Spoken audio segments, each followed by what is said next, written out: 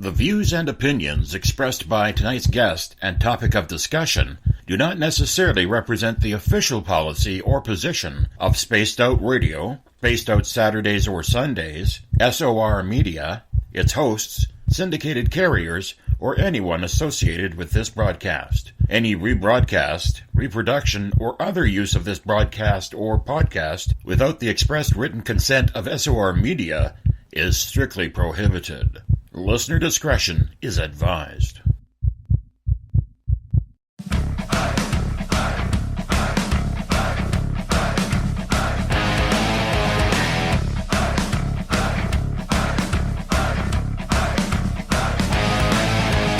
Are you experienced?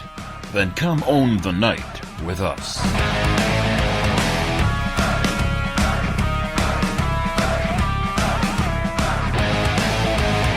Little brother has taken control, shoveling dirt in every hole. Predators to condemn your soul, watching you and watching me. We're all stationed atop the mountains of British Columbia, live from SOR headquarters. This is Spaced Out Radio with host Dave Scott. We live behind glass curtains and act like nothing's wrong. Soon you will belong. You can follow us on our website, spacedoutradio.com, and on Spaced Out Radio on iTunes. You can follow Dave on Twitter at Spaced Out Radio, and on Instagram at Dave Scott SOR, on Facebook at Spaced Out Radio Show, and on our YouTube channel, Spaced Out Radio. Brother wants to make headlines, be immortalized. Everyone's got an electric eye with the digital spies. They've watched you for so long.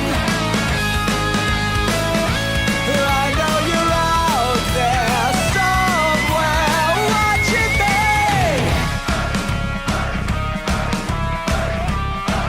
me. Buckle up, space travelers. It's time to go for a ride on Spaced Out Radio with host Dave Scott. I know you're out there somewhere. We've watched you for so long. Wait for you to fall.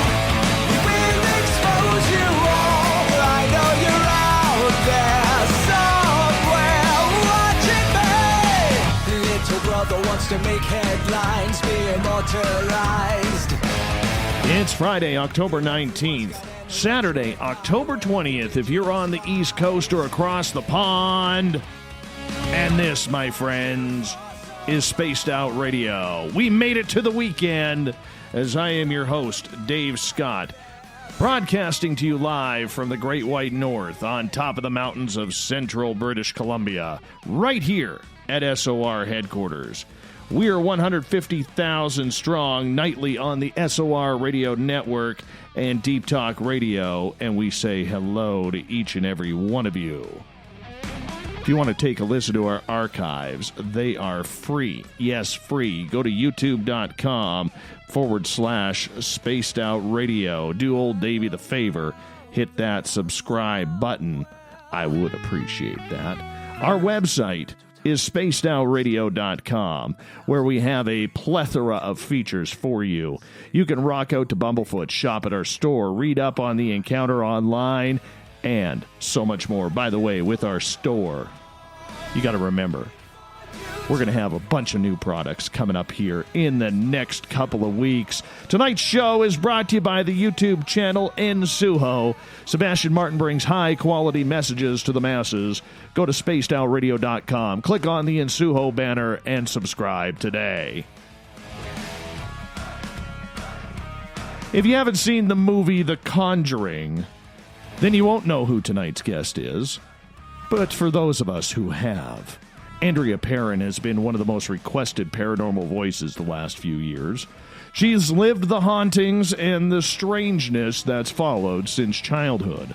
But for all intents and purposes, it's not just about the ghost terrorizing her family. It goes way much deeper than that. For our regulars, you know I have often stated that even though I am in the minority, I strongly believe there is some correlation between the paranormal and UFO and ET contact. Well, Andrea is here to spin off a different direction than what most of our listeners are used to. She's here to discuss the validity that with one supernatural phenomena, there usually is another waiting in the wings to be part of our lives. Then in the bottom of hour number 3, we have Olaf Phillips back with the latest edition of The Encounter from the SOR newsroom. Ms. Andrea Perron, always a pleasure to have you with us. How are you? Oh, I'm wonderful, and it's lovely to be with you again, Dave. You know, I don't know if you know this, and I hope nobody can see you blush, but you are one of the top radio hosts in this field, and you have a reputation that precedes you the length of my arm. It's such a joy to join you, to be able to have a real conversation with someone who is knowledgeable in the field, that does their homework, that is prepared for an interview, and I won't have to run it. I can just interact with you. It's really a pleasure and a joy to join you tonight, dear. Well, you know what? It is really, really my pleasure right now. And, you know, having somebody such as yourself say such kind words, way too kind words. I promise you that I will get you the paycheck very, very soon. I'm teasing about that, you know, because us Canadians, we don't take, you know, we blush a little bit. So I am blushing, but thank you so much. And it's been about 3.5 years since we had you on the show. We had you right after, you know, you were still doing your media tour with the Conjuring movie. And I want to go back in time a little bit, because we're not going to spend a lot of time talking about that. I think it's been talked about ad nauseum, and you're probably just sick of it. But we do have to touch on it. Sure. And I'm not sick of it. I'm not, because I figured there's probably somebody out there that hasn't heard this yet. And so it's new to them. And so, yes, absolutely. And because I saw your post that you put up earlier today about the correlation between fourth dimension and fifth dimension, i.e. spirits versus extraterrestrials, there is a point of correlation and integration between the two. I'm still not sure what it is. But, you know, in order to get to one, you have to start with the first. And I think that it was what we experienced in the farmhouse that opened us up and sensitized us to being able to see inter and ultra dimensionally. And so I would have to say that, I didn't really follow the post and see how many people actually came down on one side or the other. I'm just speaking my truth from my own personal experience. And I don't know if I would have been able to identify what I saw in the sky over the farm, or even be able to see it, had I not already been inundated with spirit activity in the farmhouse. This has affected your life literally since childhood. And, yes. You know, this is 40 plus years. I'm not trying to age you or anything like that. No, I turned do you feel 60 on Wednesday, and I started at 12. So, yeah, it's a long time. Do you feel, Andrea, ripped off that you didn't have a normal childhood or a normal life? No, not at all. I wasn't supposed to. I've been a misfit since birth. Along with countless others that walk this planet, that walk around going, what is this? You know, why am I here? This is weird. And I didn't know until maybe 10 years ago the specifics of my mission on planet Earth. I didn't know. I kind of wandered around, not aimlessly by any stretch of the imagination. You know, I always worked hard and provided for myself and my loved ones. And I've had businesses, and I was a youth care counselor for a decade, and, you know, worked with disabled adults. I've worn a lot of different hats.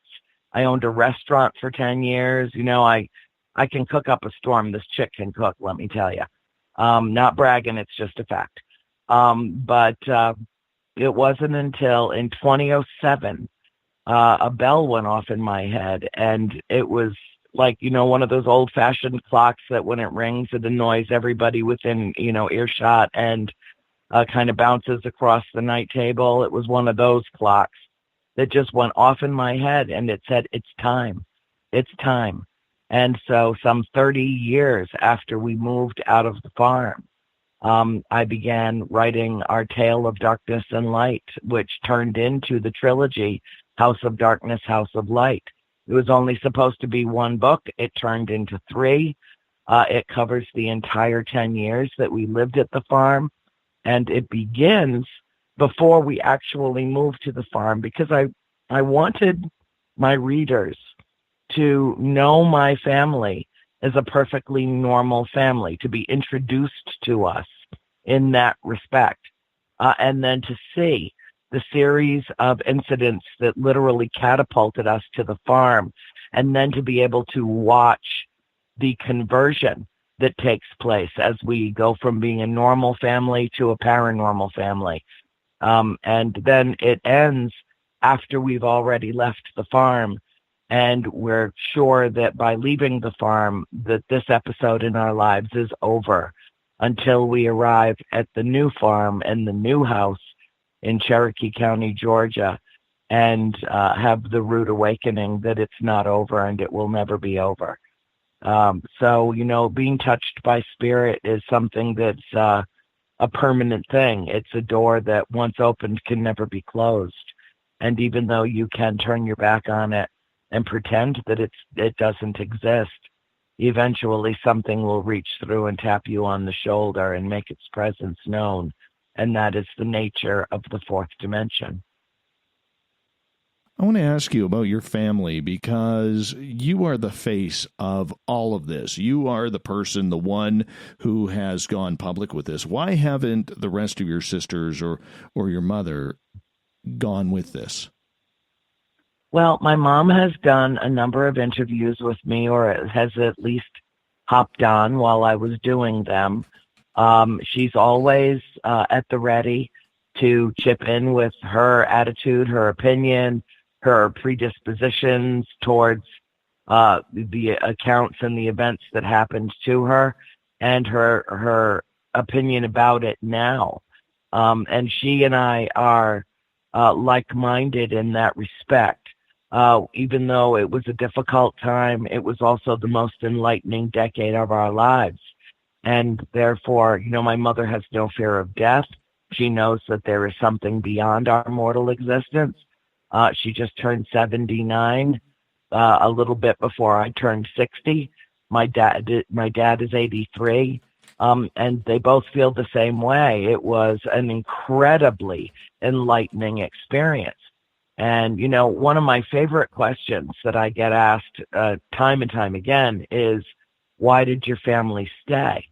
My favorite version of that question is, what the hell is wrong with you people? And I have to laugh, because we were little kids. We didn't get to make the decision about whether or not we stayed at the farm. But those who are old enough to remember what things were like in the United States in 1970, 71, 72, 73 will remember that the downturn in our economy put 2008 to shame. There were gas lines. It was the formation of the oil cartel in the Middle East, the oil embargo. You couldn't fly for pleasure, only business. You could only buy gasoline every other day, depending on the number on your license plate.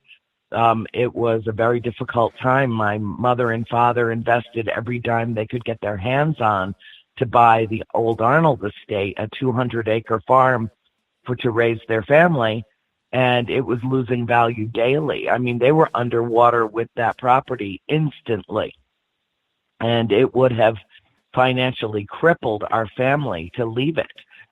So therefore, even though my mother was insistent that she get her kids out of this house once she realized how very active it was, and that, spirits existed and they were all around us, my father wasn't home enough to have even experienced it at that time. And he's just like, no, we are not moving in here and then turning around and moving back out. Who are we going to sell the house? The first question that they're going to ask is, why are you leaving as soon as you got here? There were no laws on the books. My mom called our attorney, Sam Olivson, and asked him to get us out of the deal within a couple of months of moving into the house. And he did his best, but there were no laws on the books to support her claim. And she could not have the sale null and voided legally. It was, they were kind of between a rock and a hard place. And because my father just thought that, my mom's mind was playing tricks with her, it was in an old house way out in the woods and, a little scary. And, he just didn't buy into it at all until he started having his own experiences, which were absolutely undeniable. But by that time, he had questioned her veracity, and there had been a rift between them that grew to a chasm because what it did was it impacted the trust that they had built in their relationship. And he did that, and he knows he did that, and he's sorry about it. It took him 40 years to admit that he was scared, that he was frightened, that he had moved his family into an environment of which he had zero control. And because he's stubborn and he's French and he's, my father's family comes from Quebec. You just hard Yes. French, hardcore French, and very stubborn. And and that's why the first it time I had you backfired. on the show, I kept on saying Perron instead of Perrin. uh-huh. Perron. Yeah, That's the- well, because up there it's pronounced Perron. Yeah. And Perron. so that's the proper French pronunciation of our name. Yes. Mm. For a lot of people who maybe have not heard you speak before, Andrea, Mhm. I remember you telling me in regards to the Conjuring movie, you were disappointed at Hollywood's version of what happened. And unfortunately, you don't have much control when you sign your name to the paperwork because Hollywood gets to ruin everything. Every good story. They did it with you. They did it with Travis Walton and Fire in the Sky. Yeah. Maybe go through a little bit, if you wouldn't mind, what you didn't like about the movie. Well, I actually feel worse for Travis than I do for us because my books were out there. The truth was already out there. In fact, James Wan and the entire production staff, everybody involved with The Conjuring, read my books from cover to cover and were absolutely enthralled and terrified to the extent that James Wan refused to even step foot in Rhode Island, let alone go look at the farmhouse.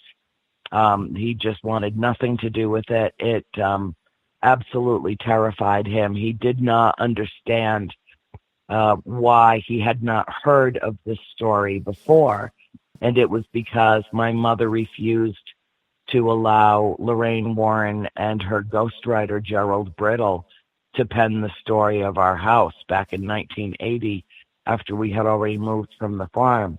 Lorraine contacted my mother down in Georgia. I was with Mom when she called.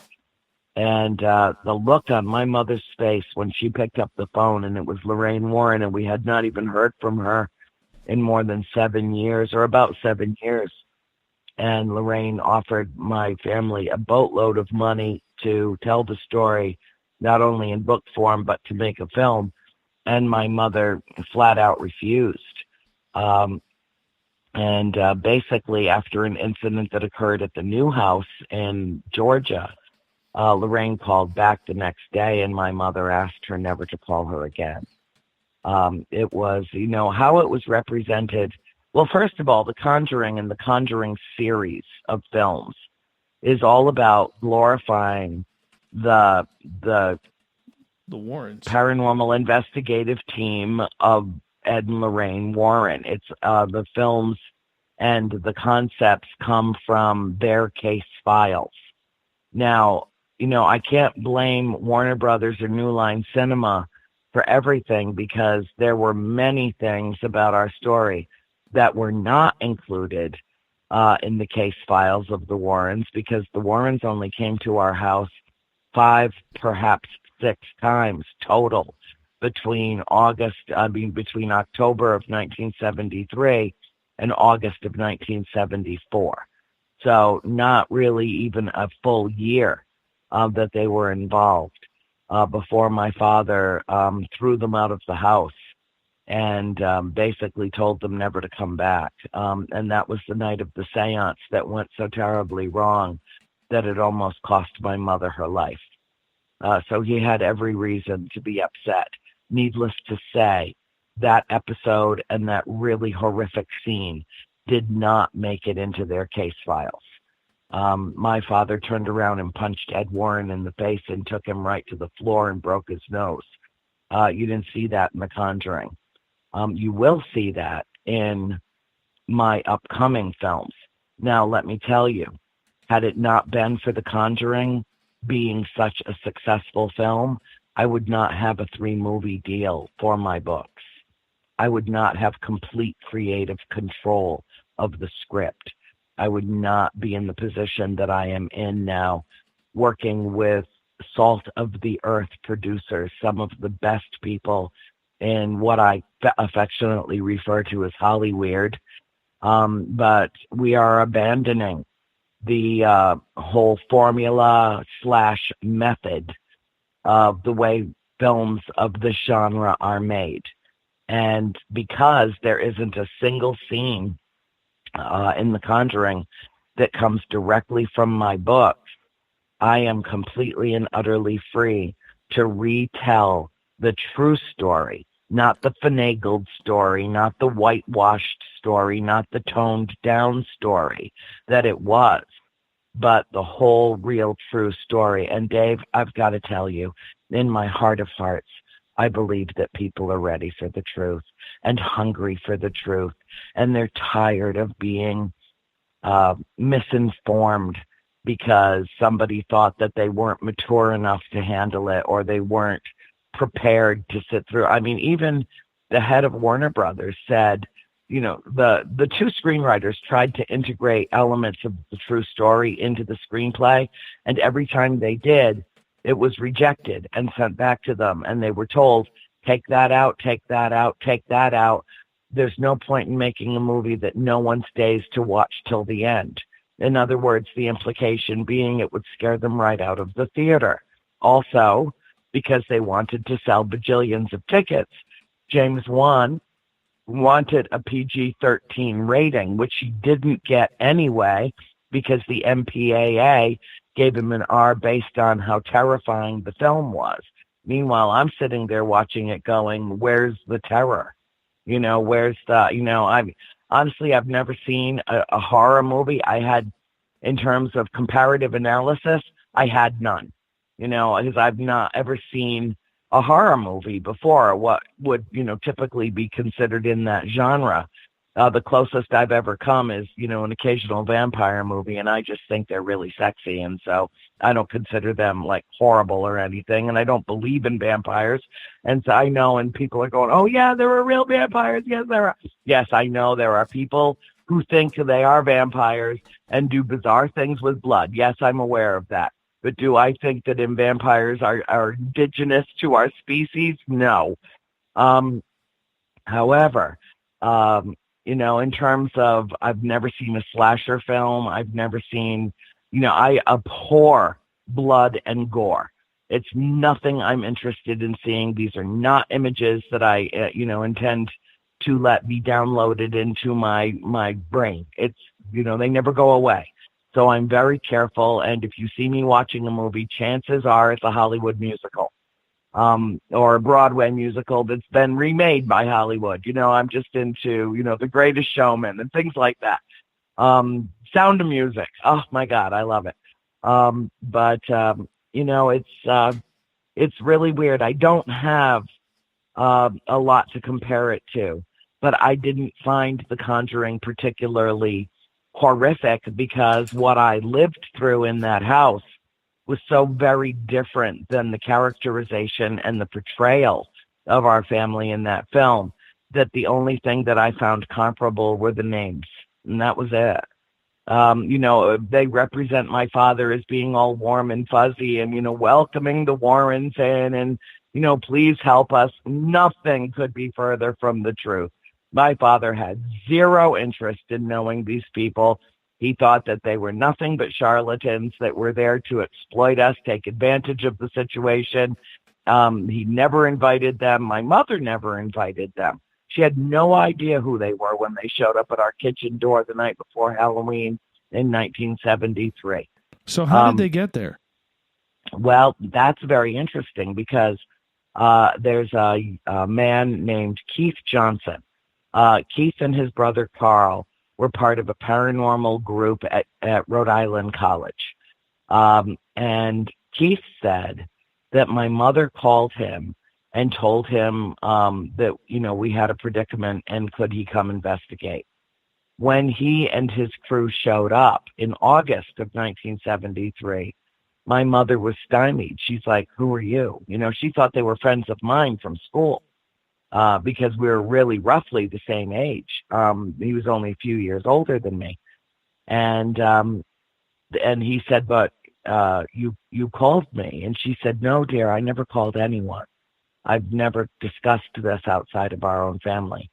And he was as shocked as she was, but he seemed relatively harmless. And so she let him into the house and let him, showed him around, let him see what some of the circumstances were. And he had an experience in the house that day that was so profound that he is the one that went and sought out Mr. and Mrs. Warren.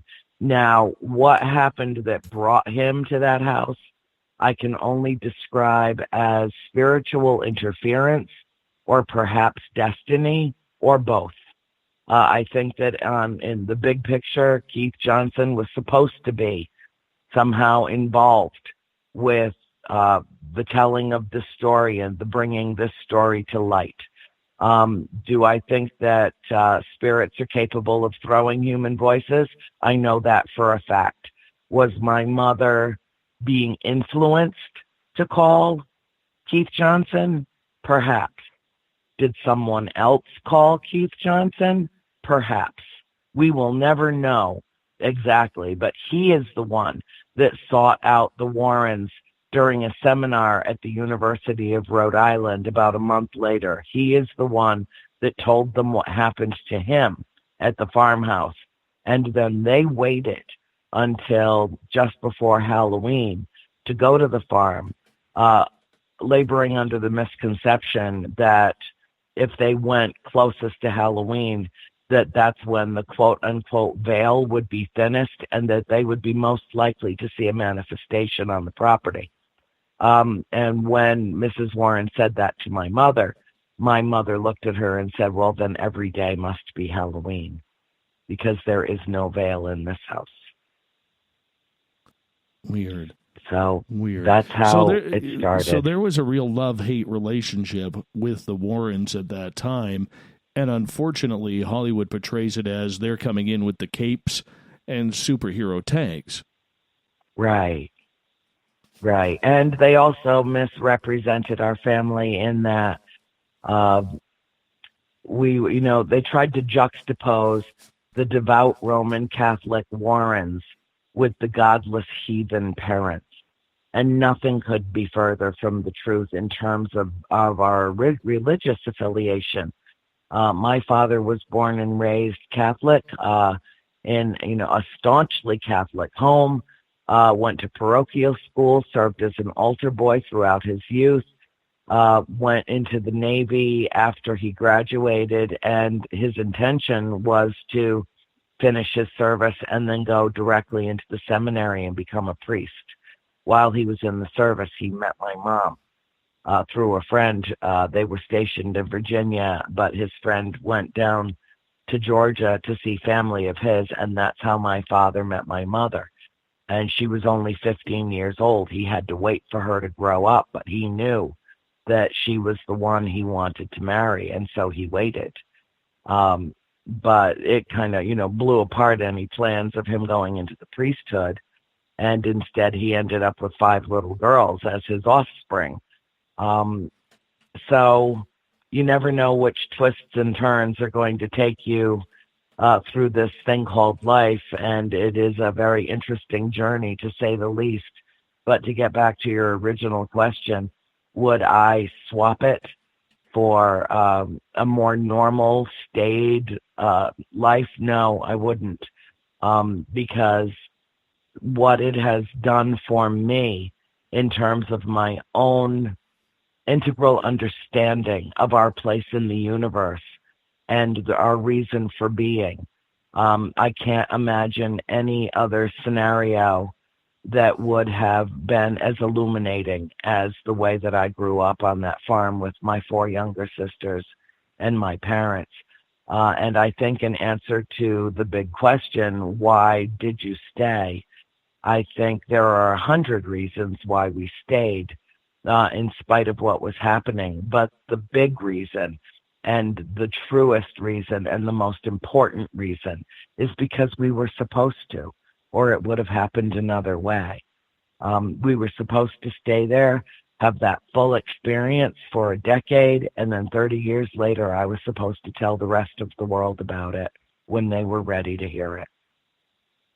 When you guys decided to go public and the Conjuring series came up to you guys and said, hey, we want to film you and make a feature movie about this, what type of family discussion was there going through this? Because to have your pseudo life flashed on a movie screen for 2 hours in a big budget film, that's got to be an uncomfortable question to ask. Well, it still feels surreal. I mean, every time it pops up on the TV, or, somebody posts on my wall, I'm watching The Conjuring for the umpteenth millionth time, it's like, what's wrong with you people? You have too much time on your hands. It's so funny.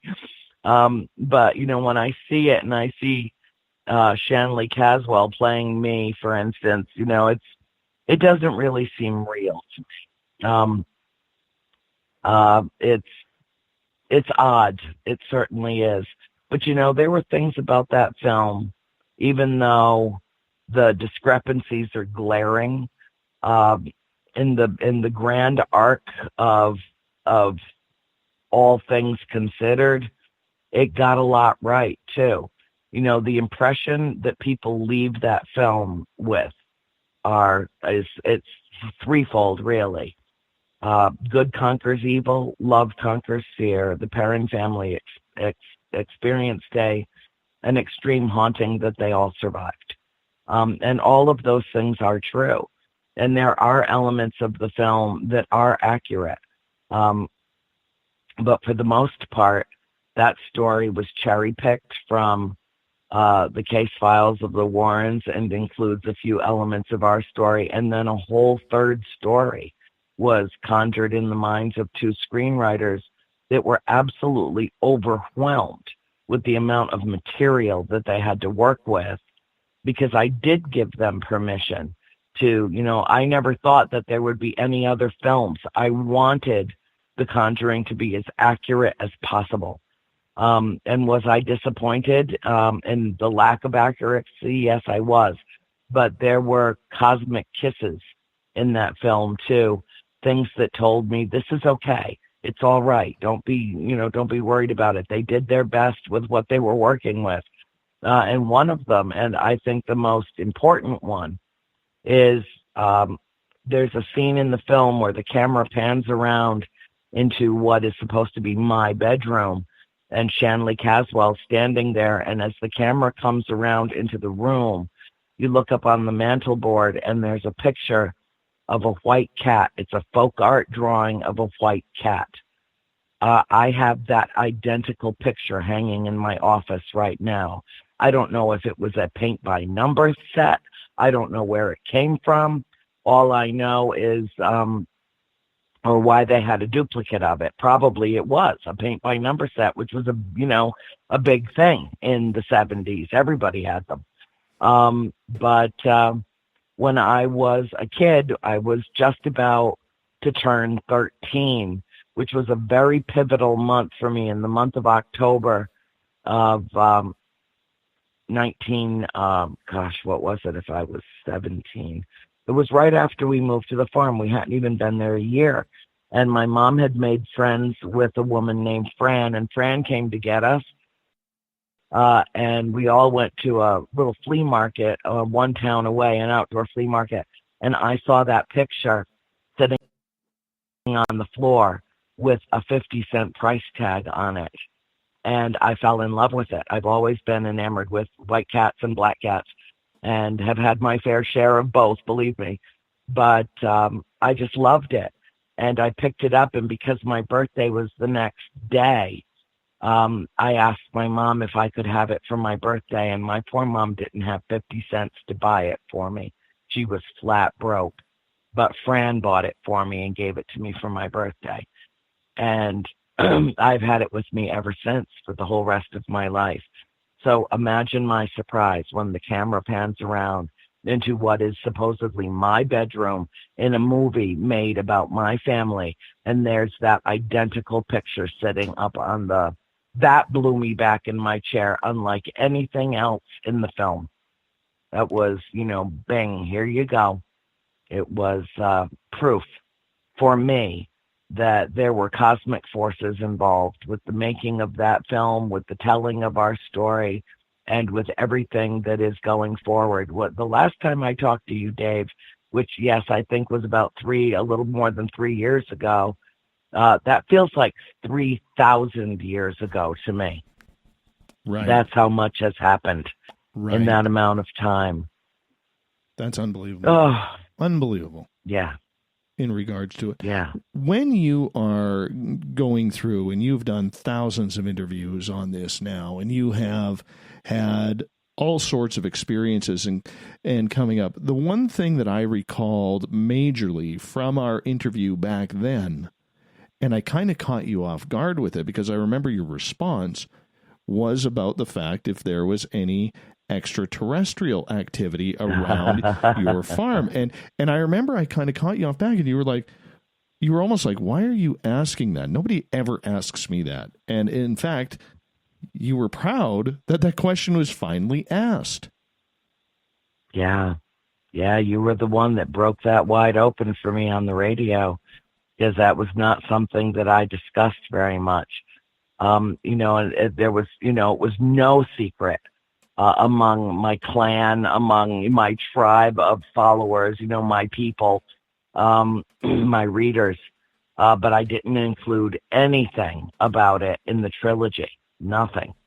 And I'd kind of been forced out of the closet on the subject about maybe, it goes back a while now, but I was doing a interview with Mysterious World TV, and we were about 2/3 of the way through the interview when one of the hosts asked me if I had ever experienced any extraterrestrial activity at the farm, and it stopped me dead in my tracks, and I just looked into one of the 3 cameras that was focused on us that day, and I said, I'll tell you, but you can't use any of this footage. I don't know why I was so reluctant, why I was so reticent, but there were members of my own family that did not want me talking about that. They didn't want it to detract from the quote-unquote ghost story. And frankly, I'm being completely honest with you here about this, even though I don't think it necessarily reflects well on the family members that said it. But they wanted me to be taken seriously, and they thought that by talking about ETs, that it would detract from my reputation. Now, to me, it seems like it would be the opposite. Okay, we're going to talk about sentient, prescient beings that have come here from around the universe to, keep an eye on planet Earth while we're at a moment of crisis.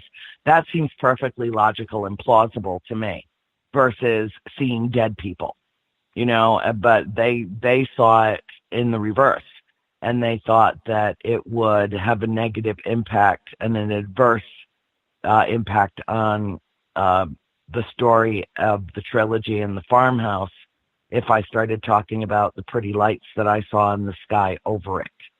Well, once the genie was out of the bottle, because of course the producers who I asked not to include that segment of my discussion with them into the final product, and the docudrama that they put together, well, they actually did include it.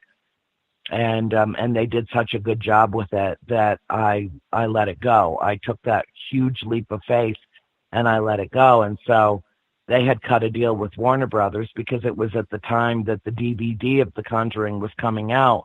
And that DVD of my interview was packaged with and sold as a combo pack of The Conjuring all over Canada and the United States. So that's not the kind of genie you can stuff back into the bottle. It was more like opening Pandora's box. And it was truly one of the most fortuitous things that have ever happened to me because, as I told you earlier during our private conversation, they're the reason I get up in the morning. So I can go out on the terrace with my cup of coffee and say good morning to the galactic family and begin our interactions for the day. I have numerous sightings every single day. I see interdimensionally. I see extra-dimensionally. I am as connected with them as any human being I know, save one who lives in South America. And she actually goes with them. I will probably get to that point, though I can't say that I have no conscious recollection of going off planet, but I have plenty of memories of going off planet. And they are deep-seated memories. I'm waiting till the time comes that I'll be allowed to interact with them at that high a level.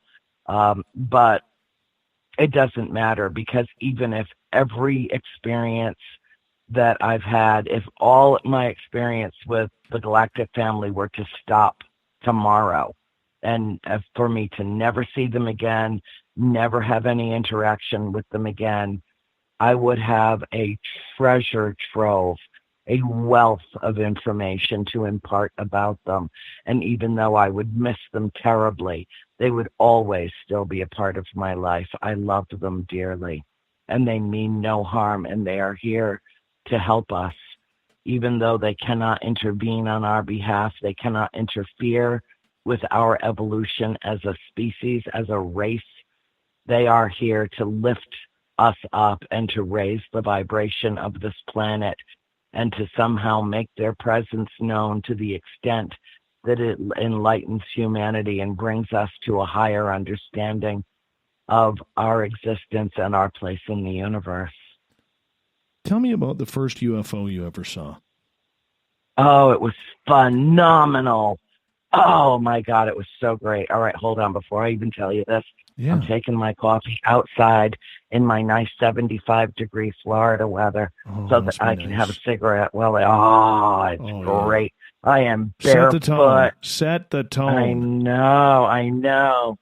Oh, it is. Well, I wrote about it in my new book. I'm in the process of the final production stages of what I have poured my heart into. Kind of threw everything to the wayside. I had an experience. Oh, God. All right, we're going to start with this first. Thank God your show is 2.5 hours long, or at least I have that long. That's why we rock and roll around here. We got the time. I know. It's fabulous. Oh, and keep your hook ready at the top of the hour when you have to do your break, because it'll take that to quiet me down. All right, so my first experience, I don't know why I was outside, our yard on the farm was 6 acres, it was huge.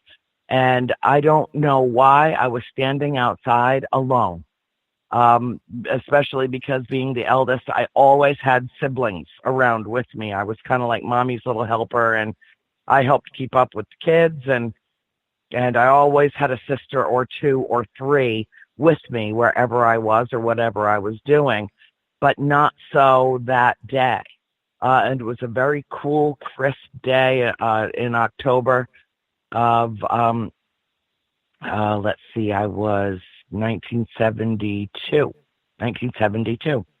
And I was standing on the front lawn. I remember how blue the sky was, how absolutely beautiful and clean and crisp the air was. And it was getting later in the day, so the sun was starting to drift down. And of course, you know, the sun goes down very early in Rhode Island. It comes up very early. But all of a sudden, Dave, the sky filled with multicolored cotton ball clouds. It looked like a huge bag of cotton balls had been sprayed with all these different colors and just dumped into the sky. And I'd never seen clouds like that before. I didn't know what to make of it. And I'm looking up, standing in the middle of the front yard near one of the 3 enormous evergreens, and looking up into the sky. And all of a sudden I see a shadow being cast from behind me. And it came to a point. And then what I saw was a flotilla of ships passing directly over the farm. There were at least 24 smaller vessels that were surrounding the main vessel, what some would call the mothership. It looked like an upside down city, like a city was literally hanging off the bottom of this thing. And because I was only a kid and my depth perception was not fully developed and I could not wrap my mind around what I was seeing, I cannot tell you if that vessel was the size of Giant Stadium or the size of Manhattan. I don't know. All I know is that it was freaking enormous. And it had what looked like skyscrapers coming from the bottom of it, just with, you know, thousands of lights, like there were people or somebody living in them, protruding from the base of it. And the center of the vessel was almost round, not quite, but almost round. But then it was elongated in the back and then came to a point in the front. And all the vessels that were floating in tandem with it were, I remember, symmetrical. Everything was symmetrical. If there was a round one on one side of it, there was a round one on another, a square one on one side, a square one on the other. And they were just floating with it, not touching it. And everything was completely, utterly silent. And it was like my head was put into a vacuum. I couldn't hear anything at all. I heard no sound. I couldn't hear the birds. I couldn't, if there was traffic going by, I never heard it. I never saw it. This must have lasted it was moving very slowly and absolutely silently. And it blocked out the sun for the time that it took to go overhead. It was almost dark. And then it passed. And the next thing I remember is standing in the kitchen at the house, looking out the windows, trying to find the puffball clouds that were gone.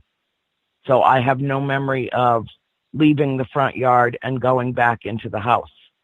But it was absolutely astonishing. It was my personal paradigm shift. Everything changed with that, witnessing that event.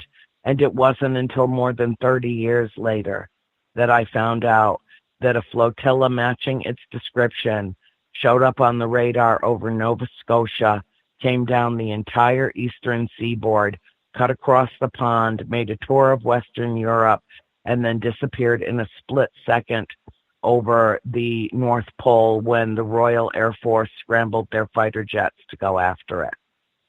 I didn't know that for decades afterwards. Now, if you extrapolate out what my sighting was, it is estimated that flotilla of ships passed directly overhead above more than 60 million people. There were 10,000 reports of it.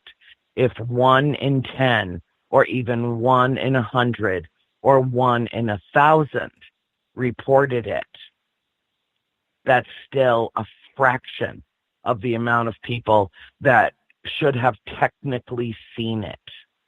And so I asked myself and people that listen to me at my lectures, why didn't everybody report it? Why didn't everybody see it? Why didn't it turn the earth on its head? And I think it's because only some of us were supposed to see it. And I think that's the answer to that. Those of us who were capable of seeing it did see it. How old were you at this point? I had just turned 13. So at 13 years old, you have to be staring up in the sky wondering, what the heck is this? This is nothing that I've never been taught in school, nothing I've really talked about. Like, this had to kind of really play with your mind a little bit. It did. I didn't even tell my mom about it for more than 2 years after it happened. I needed to process it. But all of a sudden, I was a voracious reader of anything. And there wasn't much, there really wasn't that much available on the subject back at that time. But anything I could get my hands on that had to do with UFOs, it altered my trajectory in life. It literally changed my direction and my consciousness. It opened me in really extraordinary ways. And, once that door is opened, can't ever close it again. So and I've had interactions with them ever since.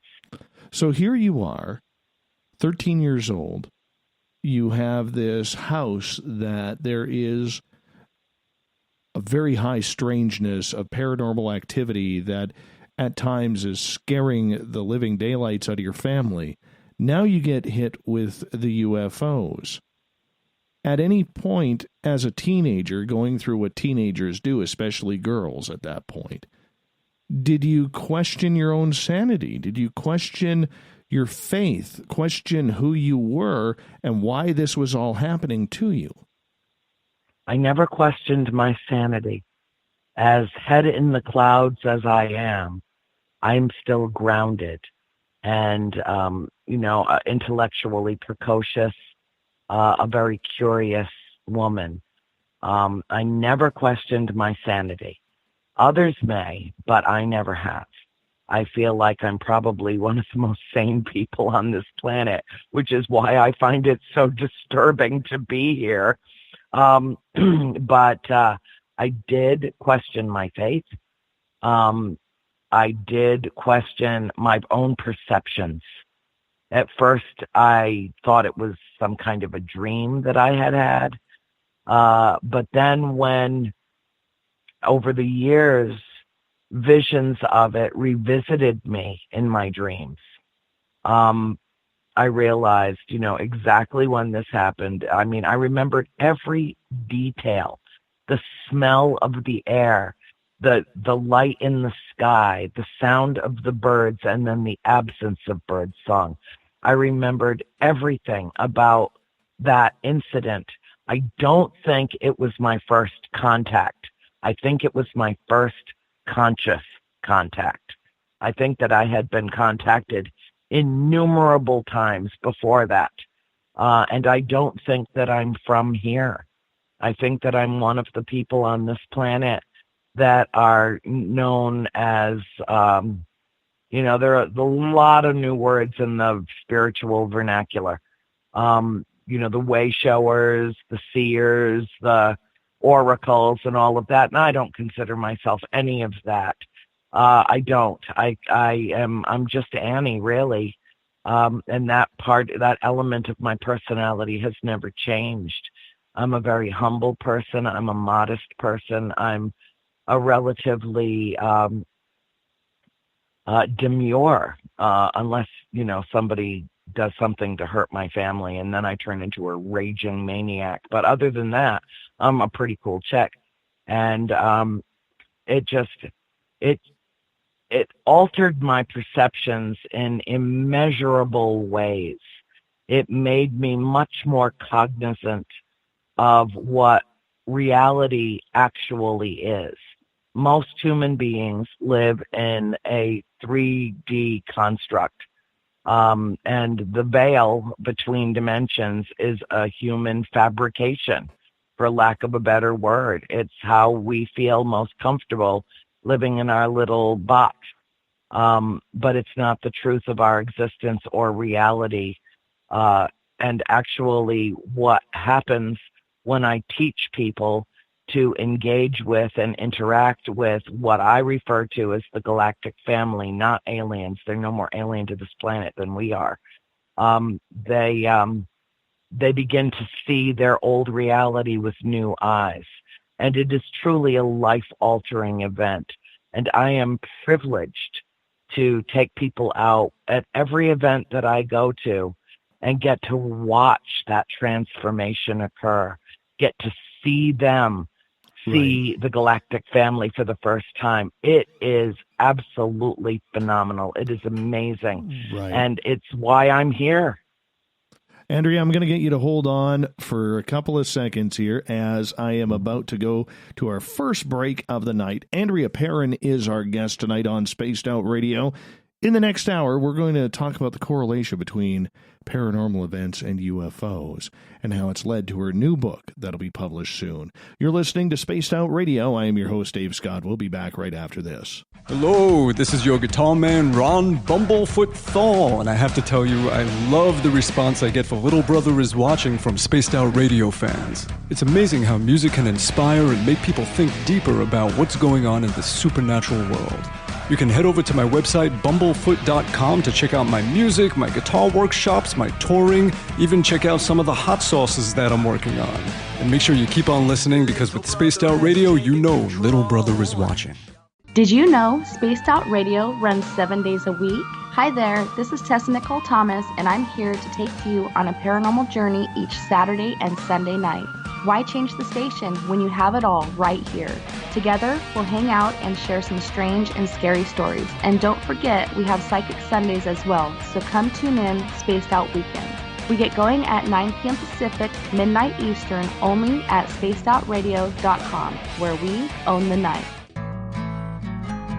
Looking for a place to advertise at a very reasonable cost?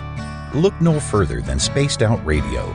SpacedOutRadio.com has an advertising tab that you can click to check out our daily, weekly, and monthly packages to play on the radio, or our website including social media. From commercial spots to banners, we have it all.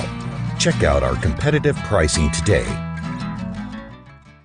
Hey, guess what? You can now get your brand new Spaced Out Radio swag at spacedoutradio.com. We've brought the store back with all new items for you to pick out and pick up for yourself, your family, or friends. T-shirts, hoodies, hats, we got it all. All you have to do is head to our website and click on Store. Choose what you want and it's shipped to you. The Spaced Out Radio store is right there for you. Come shop with us at spacedoutradio.com. Then we can own the night together. A timepiece is a reflection of who you are, and what better way to show off the real you than with an Escape watch? Escape is a lifestyle brand accessorizing your days and nights. Choose to escape and create the life of discovery that you deserve. Dream, play, unite with your own personalized Escape watch. Head to escapewatches.com. There is no time like the present to enjoy your escape. Use promo code SMF2017 for your 20% discount today. So, you love talk radio? Then you'll love TalkStreamLive.com. TalkStream Live is always on, 24/7, with the best streaming talk shows. Find your favorite talkers and discover some new ones. It's free, readily available online or on mobile with any smartphone or tablet. Finding your favorite talk shows all in one place has gotten a whole lot easier. Just go to TalkStreamLive.com. Be sure to download the free apps from Google Play or the iTunes App Store. Coming soon to our website, spacedoutradio.com, is the SOR Space Travelers Club. For just $5 a month, you can get into a private area on our site where you can hang with other listeners in our chat room, post in our forum, and check out a bunch of exclusive content and store that won't be found anywhere else. including a nightly after-show party with Dave. It's going to be the best $5 a month you're going to spend. The SOR Space Travelers, only at spacedoutradio.com. Are you tired of being blocked, shadow banned, or placed in jail for simply posting your thoughts on social media? Social Media Freedom can take care of that for you. Social Media Freedom is the newest and one of the best free new apps that allows you the freedom to post what you want when you want. It takes seconds to download from your app store. Come join the tribe at Social Media Freedom. It's time to set yourself free. Do you want to know what's really going on in your world? Do you have questions about who you can trust in the mainstream media? Then look no further than the Rebel Planet. Come get the straight answers right here at spacedoutradio.com. Join me, Jamie Sexton, creator of Rebel Planet News, as I fill you in on the stories behind the stories. All you truth seekers, be sure to tune in to Rebel Planet on spacedoutradio.com the third Thursday of every month. Heading to Vancouver and looking for a night on the town? The Moose Vancouver is the bar that never stops rocking until 2 a.m. every night. The Moose has great food with everything on the menu from $6.95 to $8.95. Fantastic, vibrant staff and rock and roll that will bring you back to when the music was real, the hair was long, and the guitars were rocking. Get your party on at the Moose Vancouver, the official party bar of Spaced Out Radio. Hi there, this is Geraldine Orozco from San Francisco's Bay Area Meditation.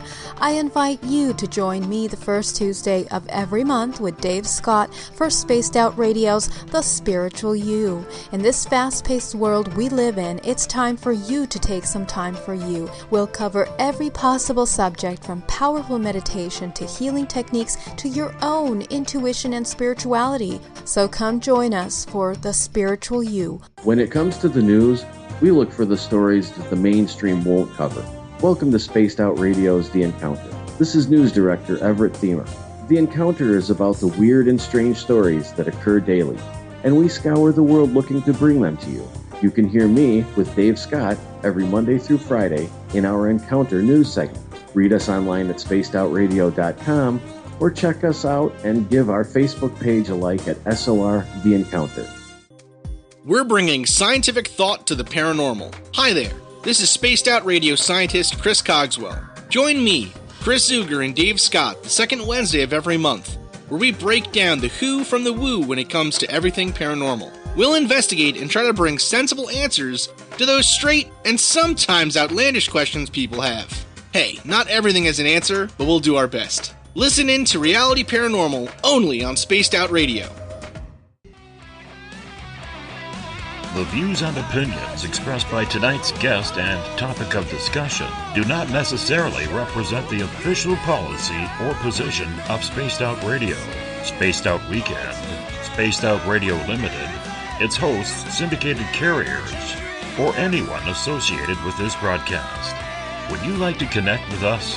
Head to spacedoutradio.com for all your latest show info.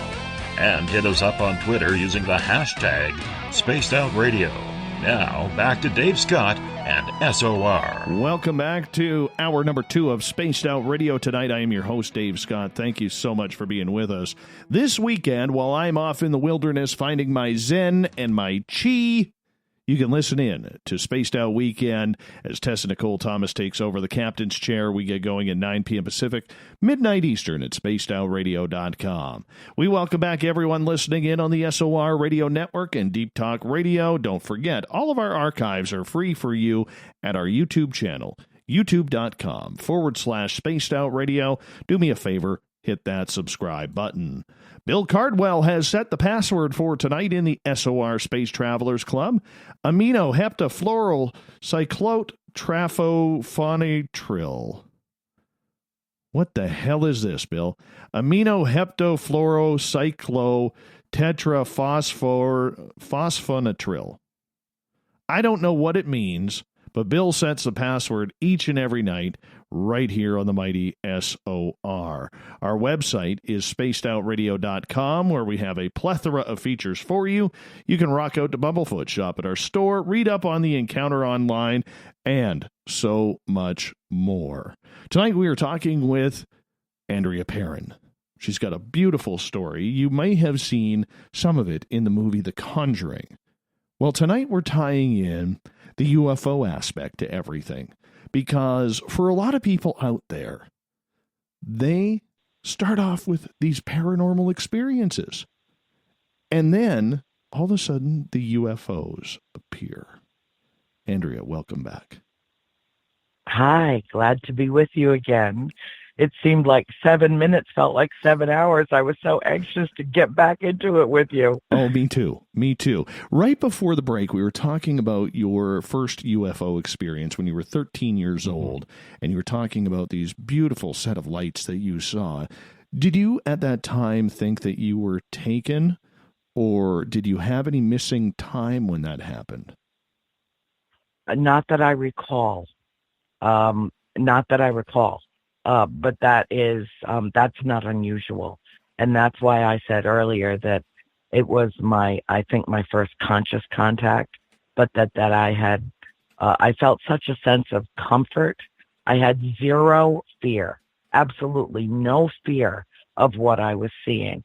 I was absolutely mesmerized, just taken in terms of my own imagination, my own third eye being blown wide open, as if just having spirits living in the house with me or dwelling in the house with me wasn't enough to process.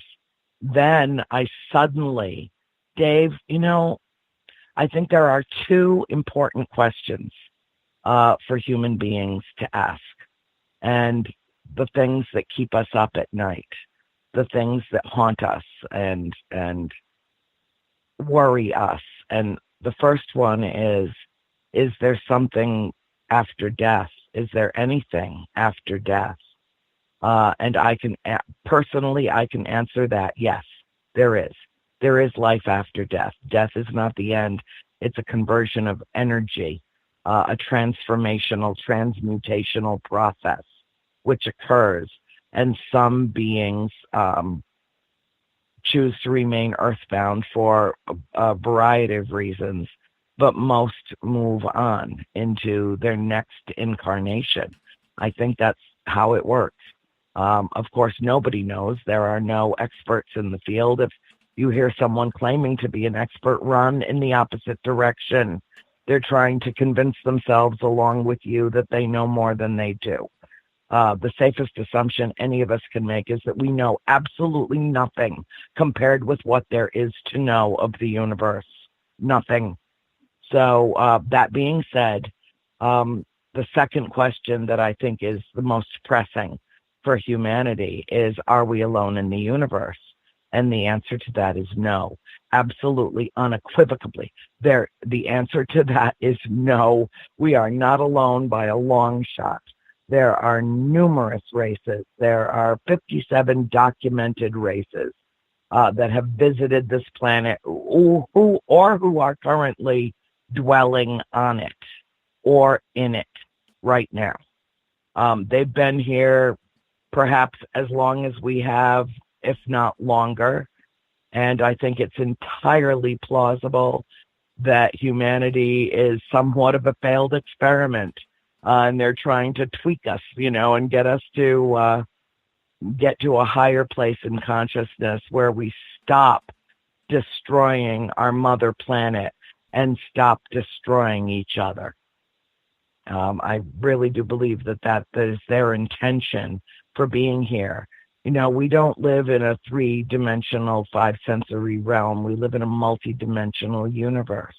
And they came in droves. If they could get here, they did.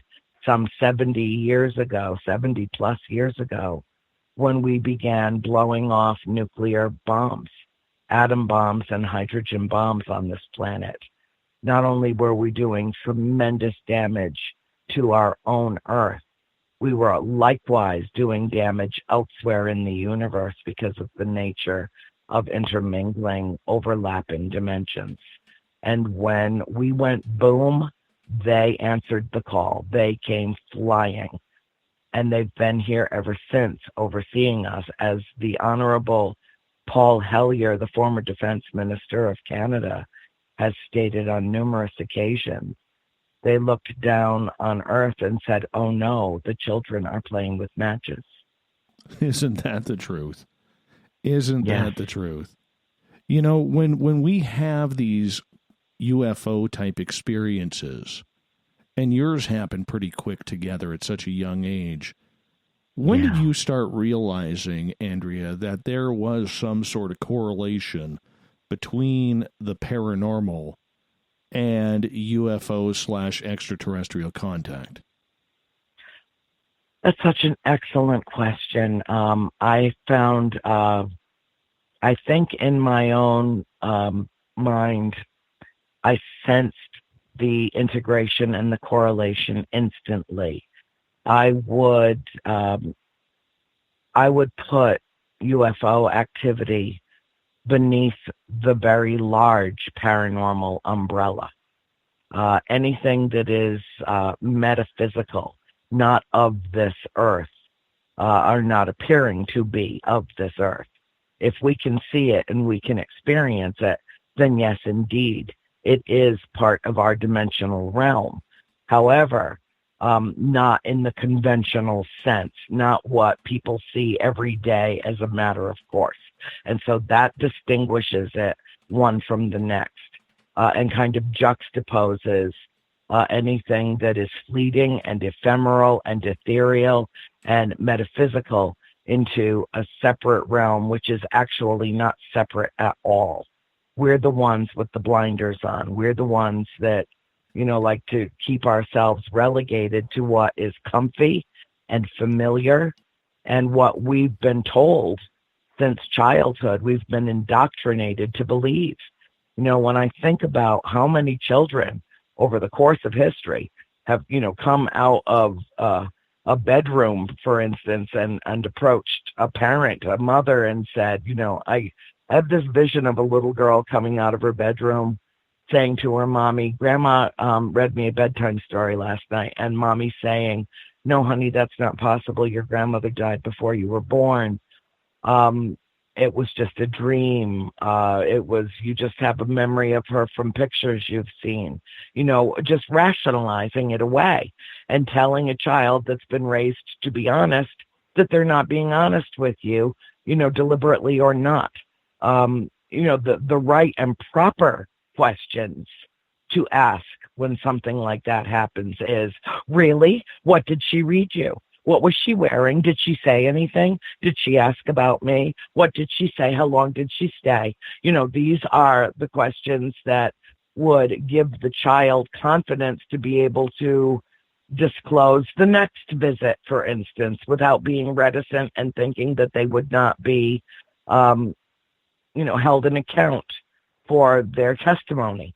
There's a way to approach this. It's real. It is our reality. It's our same old reality. Nothing has changed about our reality.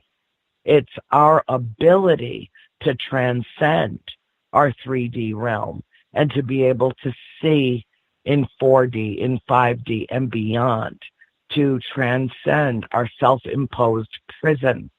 One of the chapters in my new book is written about an incident that happened to me a few years ago, not long after I moved down here to Florida.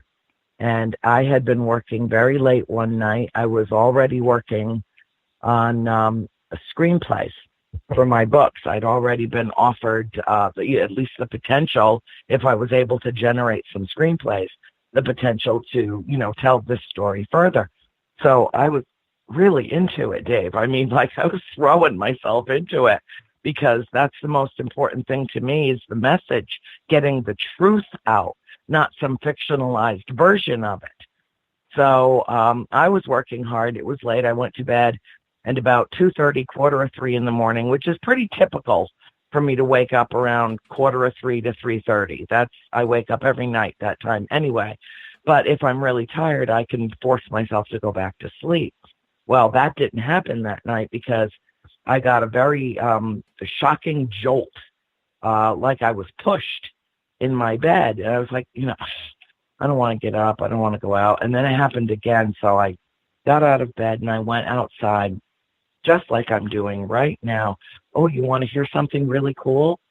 I just got a new security system because we got broken into a few weeks ago. And, the morons wiped out my father's antique gun collection and took his, big TV and just really trashed the house, which was very upsetting. And I was in Georgia at the time. He was down here, but he wasn't home, thank God, because I'm sure it was an armed robbery if, these felons were willing to take guns. So, now we have a new security system. You want to hear her? She's got a very sexy voice, Dave. You're going to love this. Hold on. Okay, I'm waiting. How's that? Isn't she cool? We didn't hear it. You didn't hear her? Okay, I'll do it for you. Front door. Oh, weird. That's how she talks. I know. It's so weird. It's, but it's not annoying at all. So I like that, when I go in and out of the house umpteen times a day. So anyway, I come outside and I stand in the middle of my spacious driveway and look up into the sky and say, what is it? Just slightly perturbed, a little annoyed that I've been awakened after I had slept for maybe an hour. And I had a flash, but it wasn't a flash of light. It wasn't something that came from the sky visibly like I'm used to. It was a flash in my third eye. And all of a sudden, I was standing in a chicken farm with my mother and my father and my sisters. Not long after we had moved to the farm, I hadn't thought about it in decades and decades. I don't think I ever thought about it after it happened because I learned an important lesson well. And so I didn't need to revisit it in mind. But what happened was not long in the first spring that we lived there, after we got through the bitter winter, my father found out that there was a chicken farm not far from our house just across the border in Connecticut. And so he said to my mom, let's go get some fresh eggs. We'll take the girls. So we all piled into the car. We drive about 10, 15 minutes over into the woods of Connecticut and go to this chicken farm. And my father's talking to the farmer, and the farmer's wife takes us into the part of the chicken farm where they allow chicks to be born. So there's this unit that's all set up. It's got little eggs all the way down this long line. And she's showing us how some of the eggs appear completely still and some of them are beginning to move. And all of a sudden I saw a tiny little beak come out the side of one of the shells. And I got very excited and reached over to break the egg open so that I could see the chick and let the chick out, a couple of minutes early and welcome to the world. And my mother stopped me and she retracted my hand. She was very kind, but she said, oh no, honey, you can't break the eggs of the chick or it will die. And I was so upset, so mortified that I came within a hair's breadth of killing a baby chicken out of sheer ignorance, not knowing that I shouldn't do that because I had never learned that. And my mom very kindly told all of us that we can look, but we can't touch, that it's their process to peck their own way out of their shell. And it was like, boom, epiphany. I suddenly saw it all. I got it all. This event, they reached into the recesses of my human, albeit ancient human memory of a childhood moment and brought it to the forefront and slammed me between the eyes with it so that I could see the correlation between that experience and the lesson that I learned and how that applies to our existence as human beings. And I marched right into the man cave and fired up the computer and wrote a treatise called The Chicken and the Egg. And the premise of the treatise is that they're not here to shatter our egg. They're not here to help us break out of our self-imposed prison, our sarcophagus, our chrysalis, our shell. They are here to make their presence known and to raise the vibration of the planet by doing so. We are the ones that are responsible for pecking our way slowly but surely in incremental moments of realization, pecking our way out of our own self-imposed 3D construct, which is artificial, which is like our birthing, like our womb. And then on the other side of that is all of the universe and all the teeming life forms within it. And that's the point of correlation and integration. So in other words, the amount of energy required for a baby chick to peck its way out of its own egg is equivalent to the amount of strength it will need on the other side to survive that transition. When it comes to that very translucent thread that seems to tie together the paranormal and UFOs, looking at it in a generalized way, why do you think, after everything you have learned through your own experiences and research, do you think that these fields of research, for the majority of people, have yet to put this correlation together or refuse to even look at it? Almost every time you hear the word no, or you have some kind of rejection of a theory or a hypothesis, there's usually some fear-based carbon unit stuff going on behind that. That's why I don't fault the skeptics who hear my stories and go, yeah, right. I can't say, had I not experienced what I have in this life, if I would believe it. So if I can't say that, how can I fault them for being skeptical about it? I don't try to convince anybody of anything. They can believe what they want. It's their mind to do with as they please. However, I think that ufologists, and I've been one since before the term existed, like to, I'm only speaking from my own impressions, working with a variety of these folks, like to stay off in the realm of science. Don't do the whole thing with ghosts and spirits because that seems almost relegated to spirituality. It's not. Everything is one thing. Everything is one thing.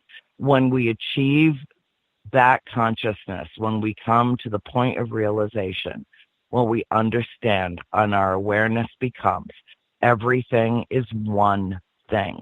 Everything is existence.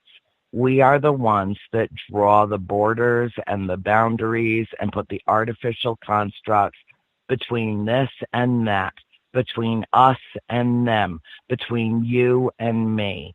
We are the same. All of it is the same. It is existence. It's what I call the bigger picture. Beyond big picture, how does Earth fit in, with the rest of the universe? What role did we play? Why are we here? All of that. That's all big picture. That's like exopolitical. How do we fit in with the community? That said, how are we the same as all these other life forms that are making their presence known to our race? And it's not just happening to me. It's not just happening to you. It's happening to countless thousands, perhaps millions, all over the globe. And because we are essentially fear-based carbon units, these things happen to people, and they have an inordinate ability to either bury the memory or erase it or discount it, dismiss it, expel it, not deal with it, and certainly not share it with other people because they don't want to be perceived as lunatics. I get it. I don't care how I'm perceived. The message is more important than my ego or my reputation, which at the age of 60 is impeccable. I would rather swallow my tongue than lie to anybody because I couldn't possibly begin to keep up. Pathological liars, if they're really good at it, they make at least an effort to keep up with their lies. Anybody that accuses me or my family of lying about the experiences that we've had, my immediate reaction to that is, yeah, I tethered myself to a computer for 7 years to the exclusion of all else during the prime of my life to concoct one big, fat, elaborate lie that I then forced my family to memorize and swear to my secret. Right. Okay. Which is more plausible? They experienced it and then she told the whole story about it, or she made the whole thing up because she had nothing better to do in the middle of her life and left her theater company and her job and everything and moved all the way to Georgia from Rhode Island so that she could make up a story and maybe sell a few books. Come on, people. I had a lot to lose. I put my reputation on the line. I think that what I did and what my family did was courageous. Even in 2007, 2011 is when I put the first book out. And it was embraced by the spiritualist community, by the paranormal community. It was embraced by the film industry. It was embraced as something extraordinary and different than anyone had ever heard before. Because, yes, it qualifies as a truly extreme haunting. And the truth will set you free, but first it will blow your mind.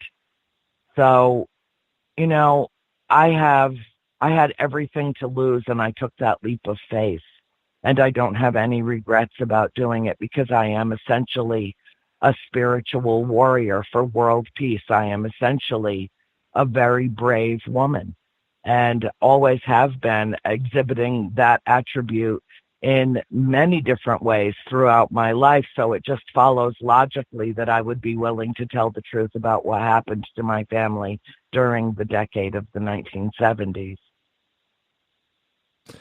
So as you started noticing with the correlation between paranormal and UFOs,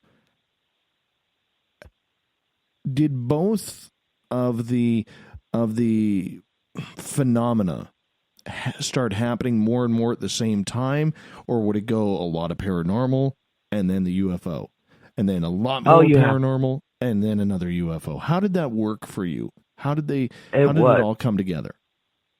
That's a really good question. I only have memory of 3 distinct incidents that happened at the farm. And 2 of them happened relatively close together. First, it started with the flotilla of ships. I didn't tell anybody in my family about that for at least 2 years before I told my mom about that. We were already through the worst of her ordeal before I ever told her about it.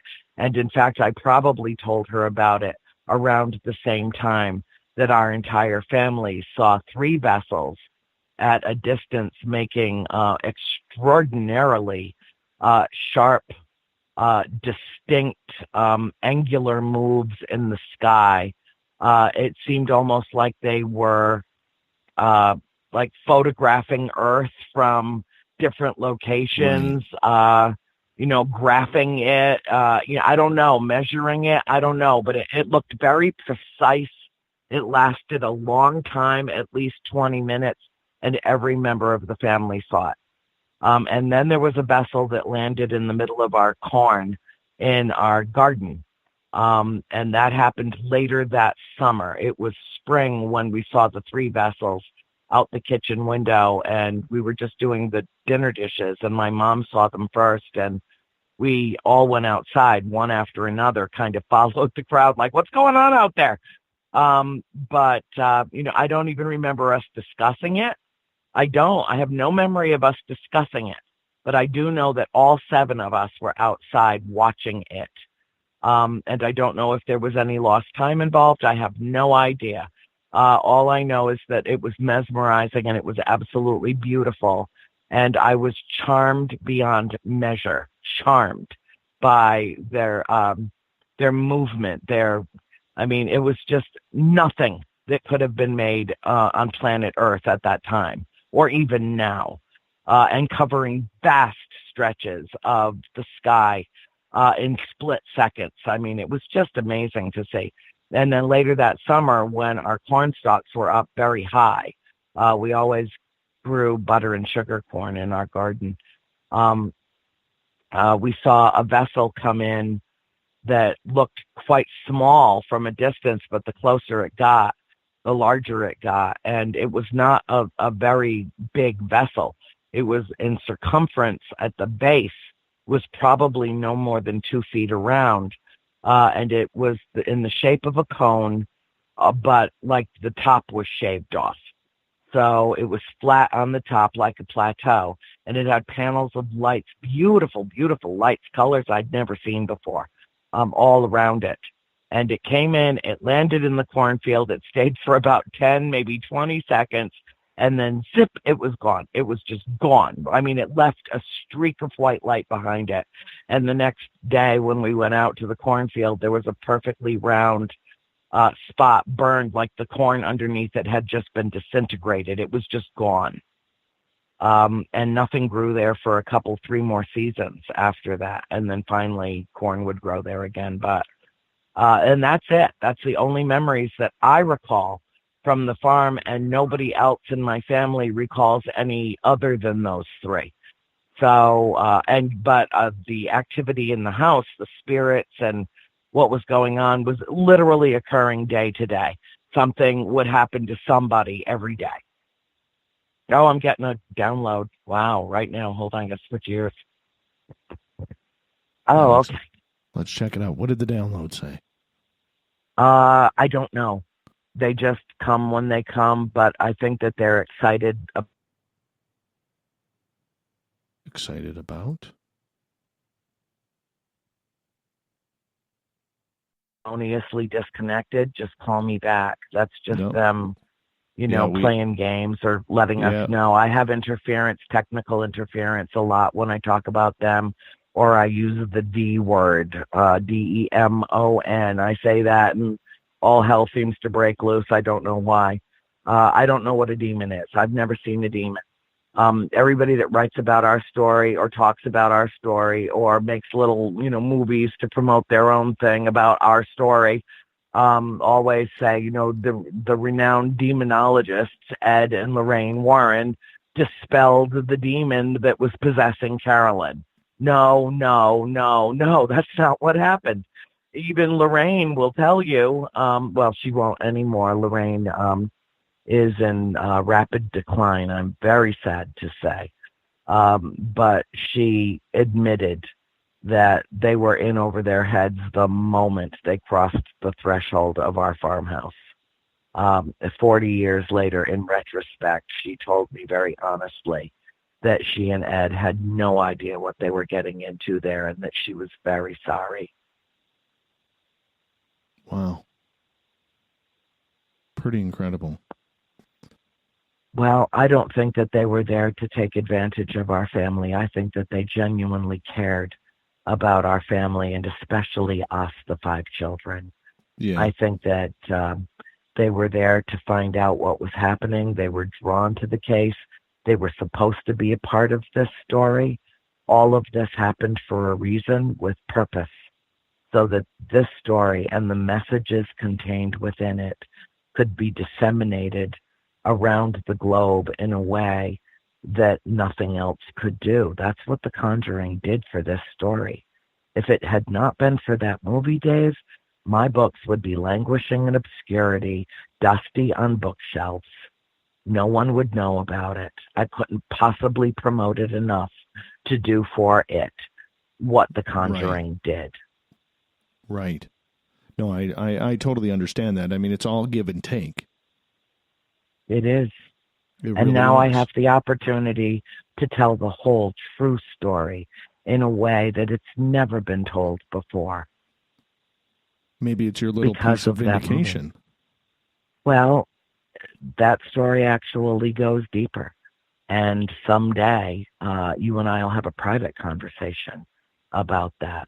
I'm always up for that.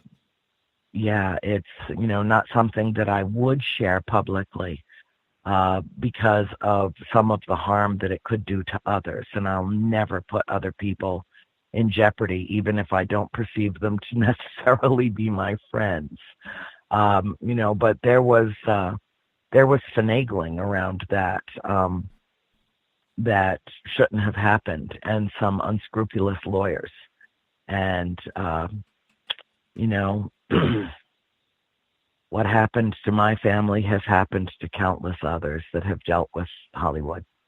I believe that. I'll just leave it at that. Bringing it back to now, yeah, go ahead. So now I do have my vindication. And for me, it's not about money. It really isn't. I've always done well for myself. I've always made my own way in the world, and I will continue to do so. It really isn't about the money. It's about the message and getting the message out and getting it out accurately. That's what matters to me.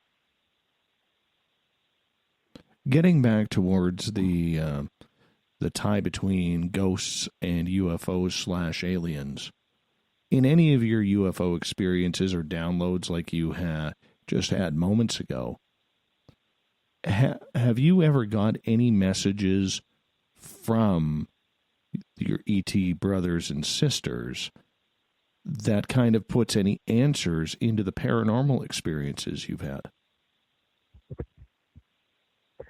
Oh, you asked the best question. See why I say yes when you call me? Thank you. How soon can we schedule it? Wow. I would have to say this about that. And I'm thinking this through because you deserve a lucid response.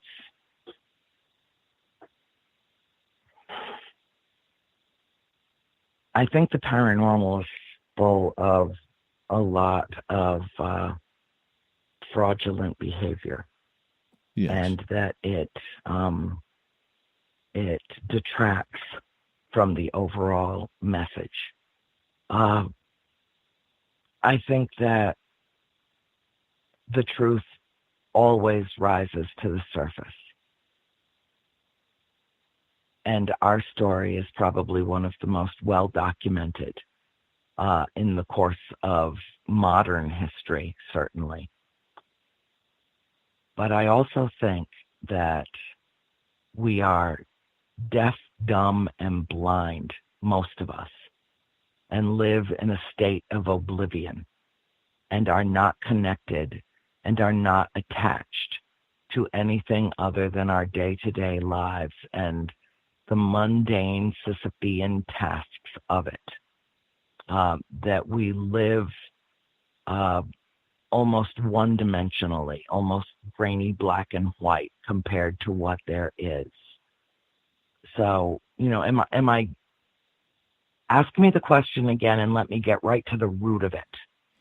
Well, just basically, have any of your ET contacts or downloads ever explained any of the paranormal experiences that you have had or why they happened? Okay. Yes and no. Yes, in that I have ascertained conclusions seemingly from nowhere. I've been validated in ways that I never thought that I would be in terms of their outreach to me. Do I get downloads regularly? Yes, I have for at least a decade. At first, I thought I had a really bad case of tinnitus.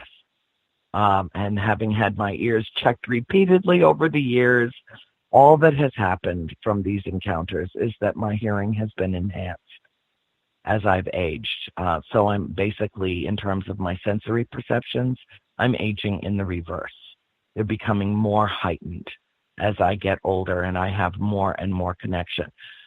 Each one of us that is being light activated, I know this sounds weird, just hang in there with me for a minute. There are Okay, when scientists broke the human genome, they attributed about 20% of it to all of our physical vessel characteristics. And then they kind of discarded the rest of it as junk DNA. Like, they couldn't identify it, so it meant nothing. Well, that's the part of our DNA that means everything.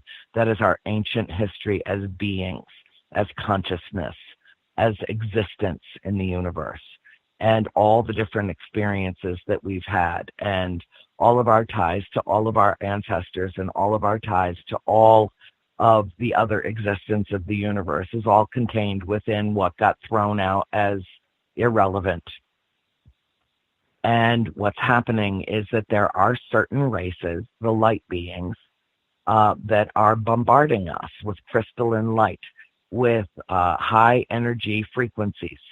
And that's what I think we're hearing. Those of us that get downloads, I think that's what we're hearing, are these different frequencies, these tonal frequencies that are upgrading our DNA, that are unleashing our ancient memory of who we are, why we're here, and where we come from. And so I feel that I have intrinsic knowledge that came with me in this package to this planet that is now being liberated, as it were. But I don't know all of it. Sometimes it just comes to my lips and I'll say something and go, where did that come from? How do I know that? I know it, but how do I know it? I don't remember learning it. I don't remember reading it or anybody telling me this. I just know it. And there is a quantum leap of difference between believing something and knowing it. I have the wisdom to believe my own eyes. I have my entire life, which is why I've never doubted my sanity. Even though there have been times that I've seen things so intense and disturbing and fascinating that I questioned my perception of it, including the flotilla. How could it be that? How could it move that slowly and not fall out of the sky? How could it be that big and not have everybody see it? These were the questions that I asked myself at a young age. And the answers to those questions have come to me. I was supposed to see it. It's just literally that simple.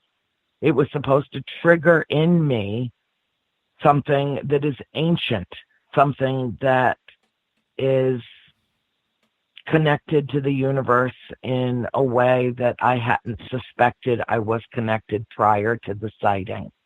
It was a mind-expanding explosion of knowledge that came to me in the length of time it took for that flotilla to pass over the farm. And it changed everything. It imbued me with knowledge of its existence. That alone was life-altering.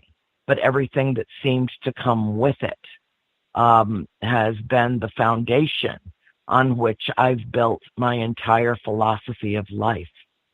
So, can I say that I get a tonal quality and then an instant message through my third eye or, in my mind? Occasionally, yes. For instance, the chicken and the egg. For instance, the night that I was called out a few months ago by the extraterrestrial vessel that was nestled down in the heart of the palm tree across the street. And when I went out and they made their presence known to me, the instant message I got was, don't forget us. And I said aloud, I didn't. Because what had happened was a month before that, I'd had an extraordinary incident happen to me right here in this house. And the next day, I felt this inordinate compulsion.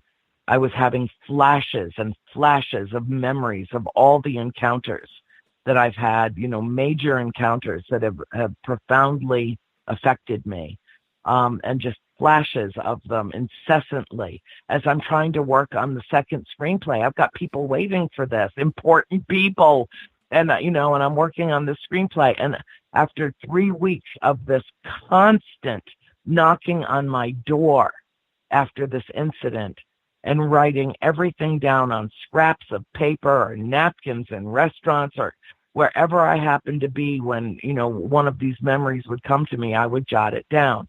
After about 3 weeks of this nonstop interference and intrusion into where I was trying to keep my mind focused, I finally cleared my desk and opened up a new Word document and transferred each and every one of those notes into what now has become my new book, A Wonder to Behold. That happened on July 8th, and we're halfway through October. That's how fast this project came together. I wrote the bulk of it in 3 weeks, working 16 to 18 hours a day to the point of exhaustion. But I got called outside and called on the carpet by a vessel a little bit larger than a softball. And they said, "Don't forget us." And I went back in and I opened the file, and I had not written down my story of their 2 prior visits here in Winter Garden, Florida. Wow. They knew I hadn't put it in the book, and they called me out so that they could remind me.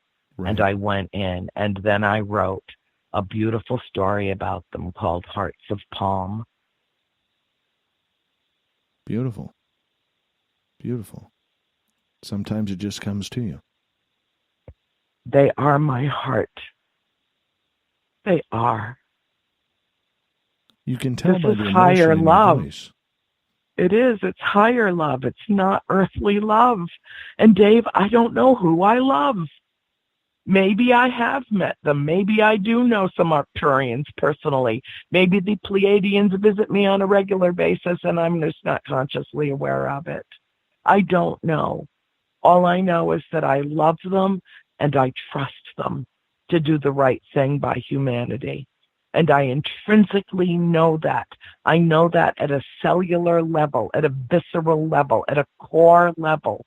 I know to trust them and love them well and try to love them a fraction as much as they love us.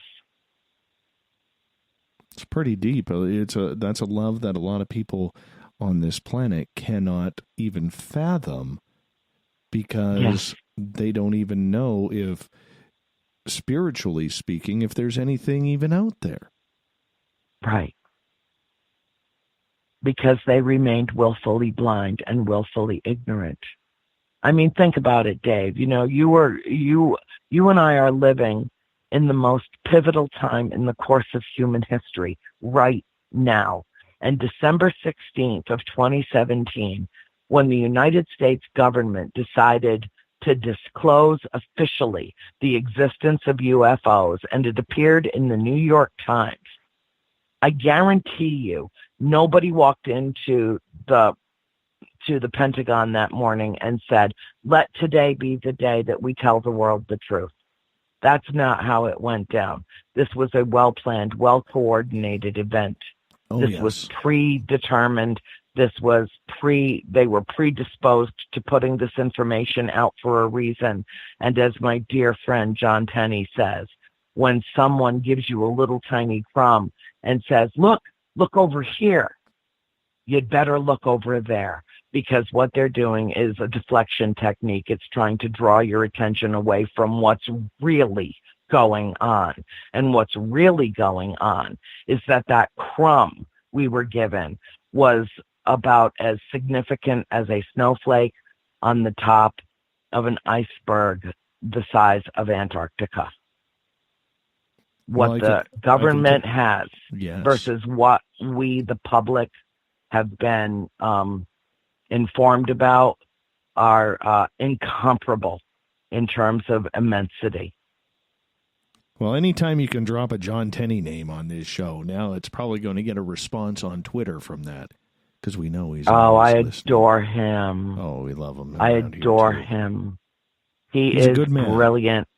He is. He's a truly, truly good man to his to the center of his being. He and I are kind of like the same thing. I mean, we really are. When we're on stage together, I lecture with him occasionally. And when we're doing our thing together, it's like we just read each other's minds. We just flow. It's electric. It's all sparkly and fairy dust and stuff. It's just fabulous. I hold him among my nearest and dearest. Has he ever let you pick out one of his patented ties yet? No, not yet. Although he knows which ones are my favorite. Okay. And has a tendency to wear them to events that I'm attending with him. So I'll just take that as a wink and a nod from him that he knows that I know that he knows I love his ties. Well, you know what? He is astute that way. He is very astute that way. So yes, he is indeed. Nothing escapes his notice. I think that he is. I wrote about him in my new book, and I continually do everything that I can to bring him to the attention of seekers, because he's brilliant. I consider him a genius, and it's very hard when I'm lecturing with him to not let my mouth fall agape at the prowess, the intellectual prowess, the beauty of his words as they flow from his mind. He's just a wonder to behold. Yes, he is. Yes, he Yes, is. We're lucky enough that he comes on this show once every couple months. And, we absolutely love him when he comes around here. So it's pretty damn cool. Last time we had him on the air, we actually had an impromptu roundtable as we were setting up for a Paracon weekend up here. And I had John on the phone with Grant Cameron, David Weatherly, and Ross Allison in studio. So it made for just an incredible, incredible impromptu panel that night. Well, I'll have to go back in your archives and look that one up. Oh, that was a good one. Because that's something I wouldn't want to miss. Also, I want to tell everybody, if you're really interested in people who should be considered, as John, reliable sources. He's the most well-rounded in the paranormal as far as I'm concerned. I mean, there's just nothing he doesn't know, but a plethora of information like a walking encyclopedia. However, there are those in ufology that are very focused and honed in on what they're doing and what they're accomplishing with their lives. And one of them is Whitley Strieber. And I posted his lecture from the Ozark Mountain UFO conference. And he includes in that at 1 hour, 24 minutes, 26 seconds, you can see two light beings that are caught on camera. That are two beings I have never seen before. No rendition of them, no drawing, no images in my own mind. Two absolutely extraordinary light beings that are not tall white. I don't know who they are or where they come from, but anybody that wants to see it, it's on my Facebook wall, easy access. Or you can just pull it up on YouTube. Yeah, it's fabulous. We got about the whole lecture is fabulous. We got about 2.5 minutes here before we got to go to break, and I want to get an audience question in. This one comes from Trip.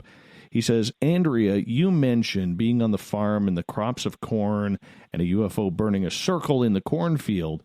Have you seen crop circumstances or crop circles before this? Do you believe in this phenomena? I do. I have. I'm friends with Colin Andrews, who is someone who has devoted decades of his life to the study and research of crop circles. This is how I look at them. I have a collection of them, and I follow all the new circles that show up on the planet and download the photographs, and then I open the file, and I simply look at them. There are, I believe, intrinsic messages that are in them, that are profound significance to humanity. I always let the scientists do their thing and analyze them and try to determine if there's, binary code or hidden messages and all of that. That's great. But I take it in on a different level. I do not for one instant believe that a group of drunken teenagers go out into farmland and create these absolutely pristine, precise renditions of all different types of literally cosmic artwork, and then do it quietly and silently and then disappear without a trace. Absolutely, I don't believe that. I find that entirely implausible. Have I seen a few crop circles that were obviously made by human beings? Yes, I have. But for the vast majority of them, I think that they are very specific messages being sent to humanity.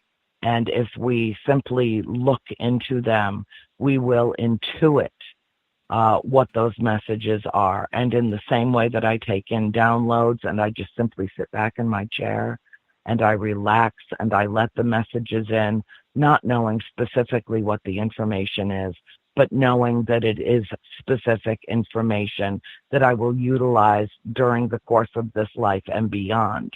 I accept it as such. I embrace it as such. And I do the same way when I peer into the cosmic artwork that is gracing our planet. And on that note, we are going to take our final break of the night. Andrea Perron is our guest tonight on Spaced Out Radio, talking UFOs, aliens, the correlation between paranormal experiences as well. And if you've missed the 2/3 of this show so far, what you can do is go to our YouTube channel, youtube.com/Spaced Out Radio.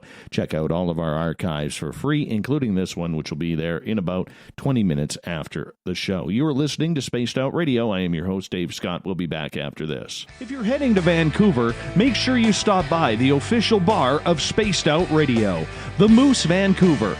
It's the place to party in YVR at the corner of Nelson and Granville. The Moose Vancouver is always up to speed with a kitchen staff that serves great food. All food on the menu, $6.95 to $8.95. There's a reason the Moose Vancouver is recognized as one of the hottest spots on the West Coast. Get your horns up for the Moose Vancouver. Hey, this is Canadian Paranormal Investigator Mike Moore. The third Wednesday of every month, I'll be teaming up with Dave Scott to bring you Ghosts of the Great White North. Each month, we will bring on guests from across Canada to discuss their ghostly encounters. Canada is a paranormal hotbed with stories you've never heard, so we're going to bring them to you. So get comfy on your Chesterfield, grab a donut, and join us, eh? On the first Tuesday of every month, I encourage you to come along for a journey with me, Geraldine Orozco, on The Spiritual You. Together, we will take a look at how to access the highest expression of yourself and change your life. Consciousness, ET contact, health, and wellness, we can talk about it all. So come along for a spiritual ride with me, Geraldine Orozco, on The Spiritual You, only on Spaced Out Radio. We are getting ready to relaunch the SOR Space Travelers Club at spacedoutradio.com. For $5 a month, you can join us for a plethora of features found nowhere else. Hang out in a private chat room during the show and after party. You can check out some exclusive content and a store specifically for you, as well as a private listener forum where you can post your thoughts, stories, and pictures. The SOR Space Travelers Club, coming soon to spacedoutradio.com. There's news, and there's The Encounter. This is Spaced Out Radio News Director Everett Thiemer inviting you to check out The Encounter. Our half-hour news segment every Monday through Friday night is different compared to what you're used to. Our goal is to bring you the weird, strange, and interesting stories the mainstream tends to leave out, and stories that will make you scratch your head. The Encounter can also be found at spacedoutradio.com and on our Facebook page, SOR The Encounter. Come give us a read. Get your horns up with me on Spaced Out Radio. This is Ron Bumblefoot THAL. Come tune in to SOR where you can hear me rock out with Little Brother is Watching, the official theme song of Spaced Out Radio.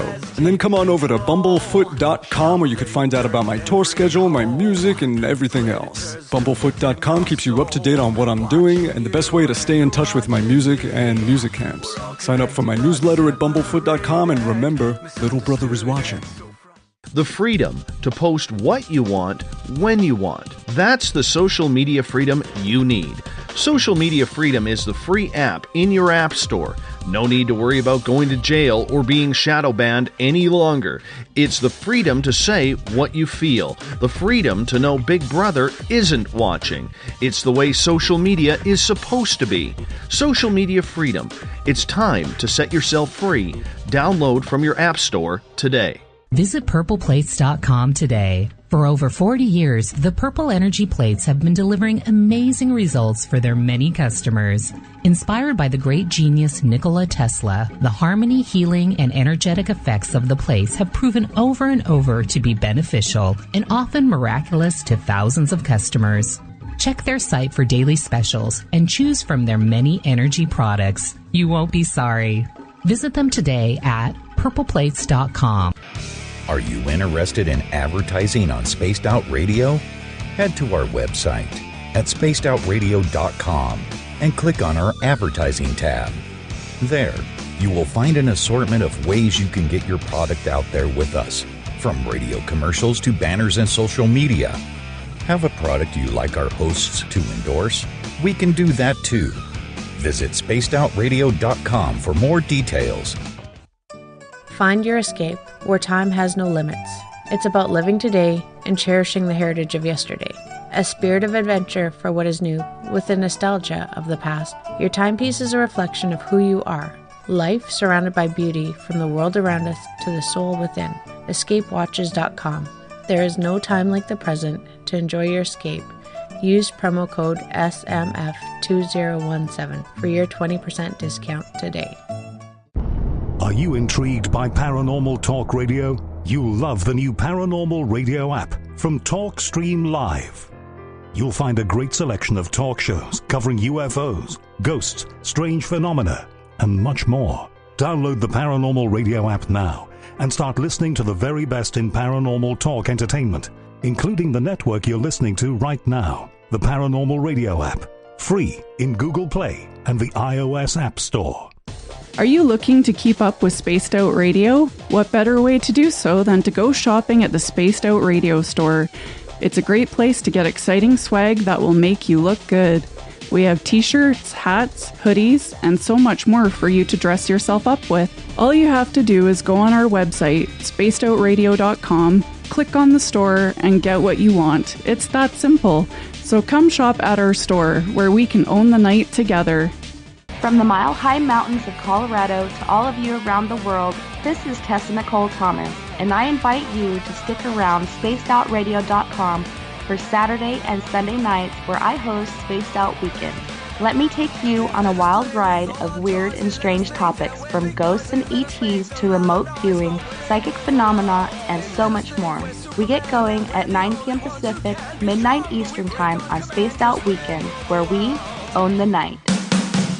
The views and opinions expressed by tonight's guest and topic of discussion do not necessarily represent the official policy or position of Spaced Out Radio, Spaced Out Weekend, Spaced Out Radio Limited, its hosts, syndicated carriers, or anyone associated with this broadcast. You're listening to Spaced Out Radio with Dave Scott.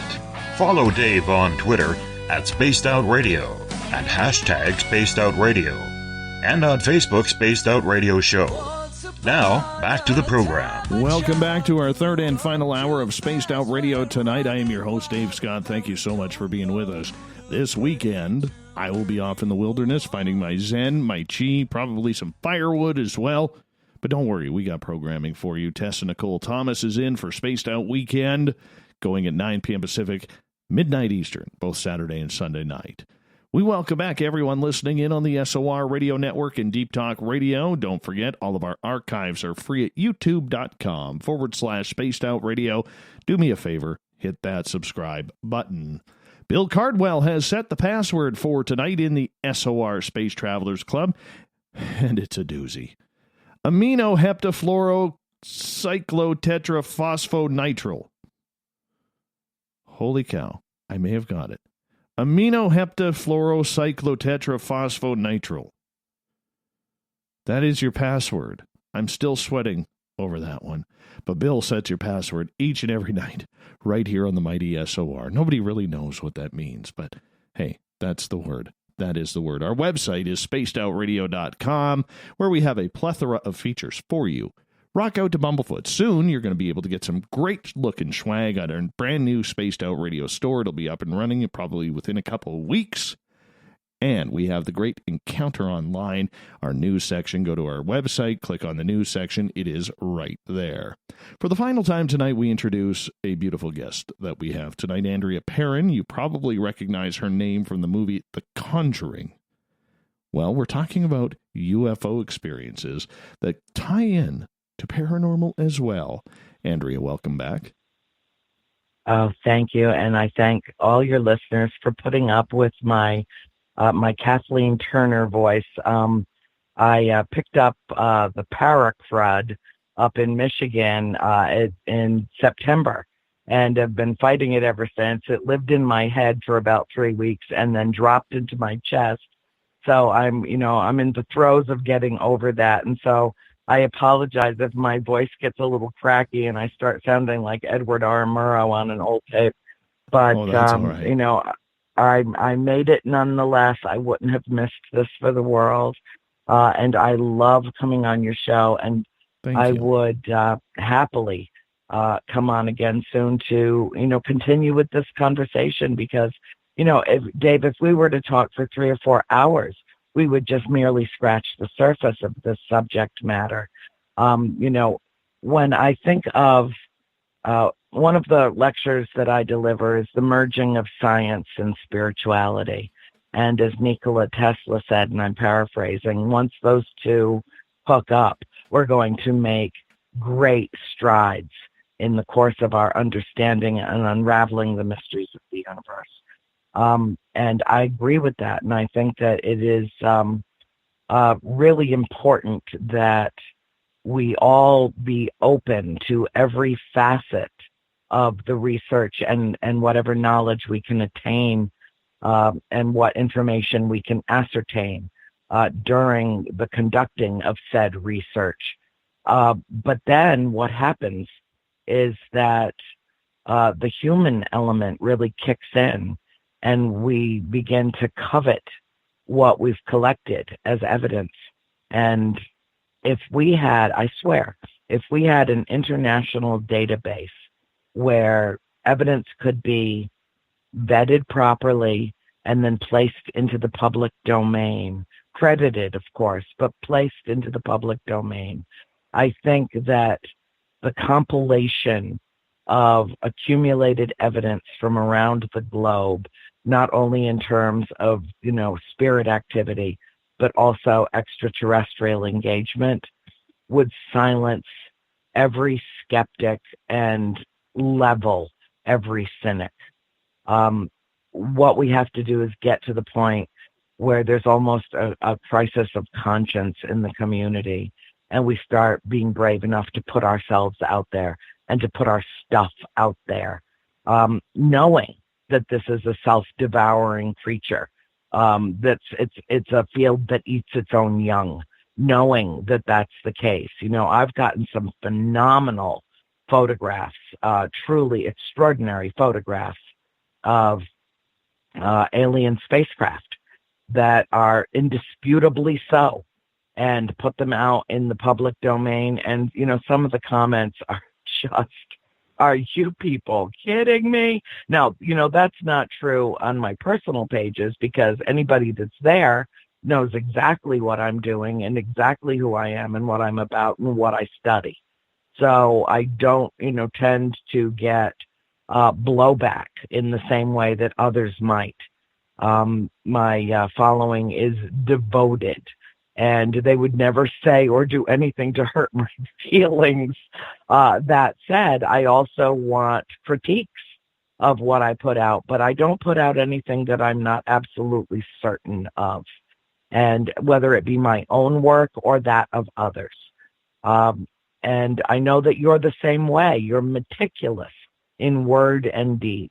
As I said earlier in the show, your reputation precedes you.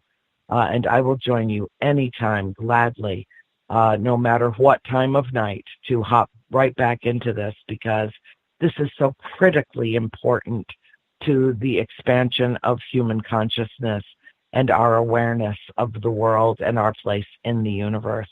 There's just nothing more important to me, nothing. I would absolutely agree with that. I got a couple audience questions here I want to get to, if you don't mind. Sure. Awesome. Absolutely awesome. Let me get to them here. Dale is asking, with everything that you have learned, how do religions fit into your understanding? They don't at all. The only way that I can reconcile the whole Immaculate Conception, birth of Jesus thing is that Mary was taken and implanted, and that the light that shone upon the desert floor and led 3 wise men to the baby Jesus came from the base of a spaceship. That's the only way it makes any sense to me at all. I don't, we were all born and raised Catholic. We were all baptized. We were all, made our first communions, confirmations. We were all a part of the Roman Catholic religion. And it was during Easter Sunday Mass, at the end of it, during our second year at the farm, where my baby sister, April, God rest her soul, she passed away last year. She was only 6 years old, and she turned and looked at my mother when the priest said, "And the Father and the Son and the Holy Ghost." And she looked up at my mom and pretty much at the top of her lungs said, "See, Mom, God's got ghosts just like us." And every head in the church turned, and the priest approached my father as our family was leaving and asked him to take our family and worship elsewhere. So the church turned its back on us. It wasn't the other way around. And that's fine. My mother, who was furious about it, said, "If you want to know God, go to the woods. And if somebody wants to accuse me of being a pagan witch, feel free, because that's where my attachment to God is, in nature. I believe in a prime creator. I believe in source energy. I do not assign a sex to it. It is it. It is divine mind, infinite intelligence in the universe, as far as I am concerned. And I think that we try to take that and make it smaller and fit into our own construct of what we believe makes sense. But if you look at the whole God scenario in terms of the Catholic religion per se, it's, anybody looking from the outside in would say, well, that's just a bunch of magical thinking. Well, I'm all for magical thinking, magic being science that we do not yet understand. But I think it's entirely plausible that the human race worships as its creator another extraterrestrial race. Let's get to another question from our audience. This one comes from Jade. And Jade says, how you introduced people to the galactic family, or how are you introducing them to the galactic family, and how are they interacting? What do your ETs look like? Where are they from? Well, I wish I knew where they were from. I wish I knew all of them personally. Maybe in some alternate dimension I do. In fact, that's more probable than not. But what I do is, and I've been doing this for years and years, anybody that wants to, I don't charge anybody anything for this.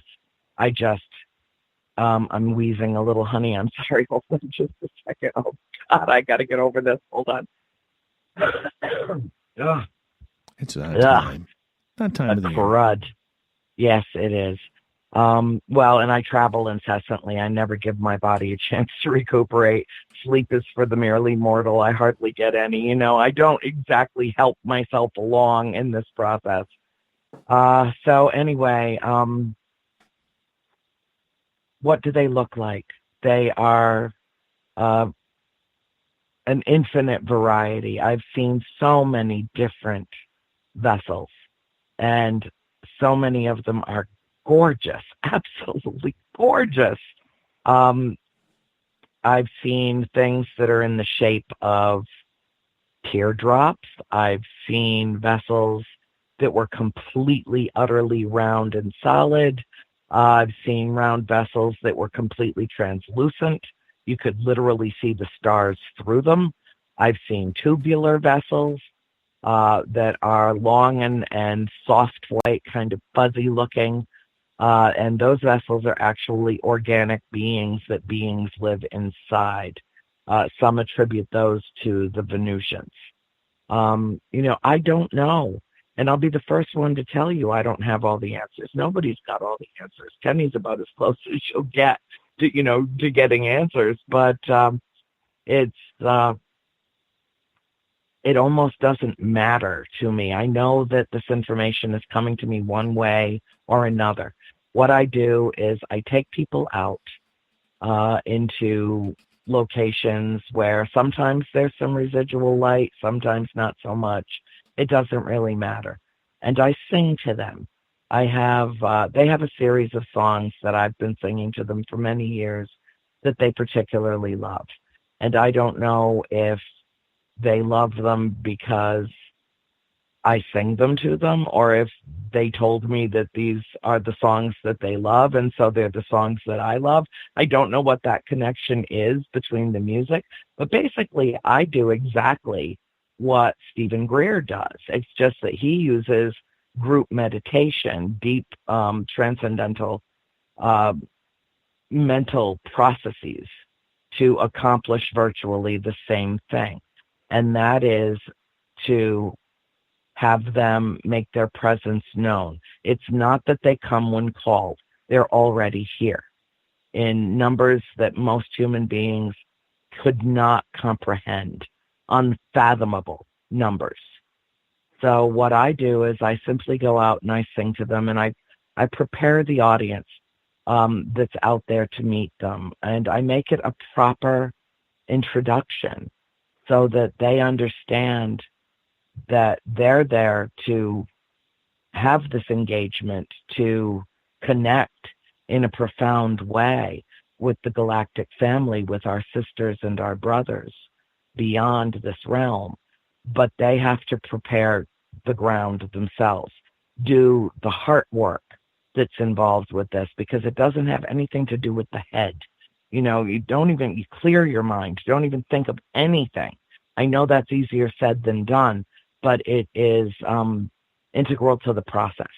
And then just open your heart to them and feel their presence and just dispel fear of them. There's nothing to fear.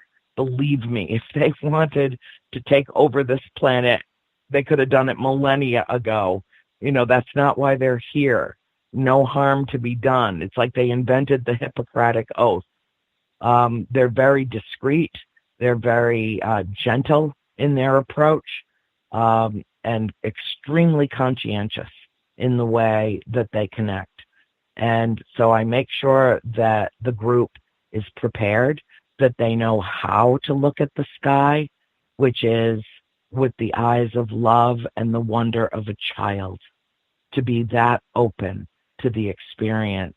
And inevitably, the bulk of them will have an experience. In fact, when I was in the Upper Peninsula, Michigan, Paracon in August, unbeknownst to me, someone was filming. And a particular vessel came in that was every shade of purple. It was purple, lavender, violet. It was just beautiful, beautiful vessel. And it was a very heavy, overcast night, very rainy. We caught a break in the rain, but it was nothing that could have been mistaken for anything else. And many people got photographs of it. It came in, and then it dropped to the bottom of my skirt and danced around the bottom of my skirt for a few moments, and then seemed to just rise up slowly and land on my left shoulder. And then it went to the top of my head, and then it was absorbed into my chest cavity. It just came right into me and disappeared. And we have that on film. It's like, wow, this is great. I didn't even know it was happening because I didn't see it. I saw it at a distance with the naked eye, but I didn't see it get so up close to me. And it was just phenomenal. It was just a really great piece of film footage. I have to figure out who's got that and then repost it so everybody can see it. But I sing to them. I just let them know how much I love them. I thank them every day for coming. I am humbled by their presence. I am opened by their love. And I am absolutely fascinated by their intellect. Especially, there are a couple of different, they're just brainiacs. They know everything, and they just want to help us. I don't mean to make that sound so simplistic, but actually it is simple, because love is the answer to every single question. It really is that simple. Yes. We only have about 9.5 minutes left with you. This has flown on by. We haven't even talked about your new book coming out yet. Oh, I'm so proud of it. It's the first time I wrote in first person, directly to my reader. It really is a very personal treatise, almost like an extended love letter. And it includes all of my most important encounters, close encounters, and those of many more who have been invited to and have opted to use my book as a forum for them to speak their truth. So in that way, it's very empowering for many. The book is called A Wonder to Behold, Guideposts for Intergalactic Engagement with Humanity is the subtitle. And I think it's the best work of my life. I don't think I could have written it without having written what I've done before, which is the trilogy, and then the book that I co-authored in a flicker with George R. Lopez. It was his idea, and I turned it into a novel. It's a wicked twist on the Jack the Ripper story. But it prepared the ground in many ways, getting into such depth and detail the way that I did in the trilogy, and then going to the dark side within a flicker, which was a real departure for me as a writer and as a human being, getting into such dark subject matter. But it also changed me and prepared me for this. It also prepared me for the death of my sister in some ways. Being shattered and broken wide open by grief is part of the human condition. And some people it breaks, and some people it expands, that kind of loss. And for me, it was wholly expansive, even though it broke me and shattered me into billions of pieces. When I put myself back together again, I was transformed and essentially had been made whole by the loss of my baby sister. Wow. So this book sprung forth from that, and I used part of it almost as catharsis, as part of my own healing about her loss. It is deeply personal, but it is also a revelation of sorts. And I am proud to say that it has been endorsed by Paula Harris, who very kindly wrote a piece for the back cover. And she describes me as the avant-garde of the transformation of humanity. I hope that it is received and perceived that way. I think that it will open many minds and touch many hearts around the globe. And I have poured every ounce of myself into it, to the exclusion of all else as I wrote it. It poured out of me as though I opened a vein. And I am happy to usher it into the world. It should be out within the next several weeks. We had a couple of production delays, all my fault, by the way, not my publisher. And but it's coming. And when it does, I think it's going to make a hell of a splash. It sounds personal. It sounds like you're on a mission with writing this new book. And you're going to be pushing a lot of buttons in it. A lot of things that maybe people are not ready to hear, which usually will bring some criticism. I don't care. I don't care who criticizes it. I don't care how it is torn apart from within the field or beyond. I had to do it. I followed directions well, and I was instructed to write this book. They wanted me to do it. They couldn't do it for me. It had to come from within me.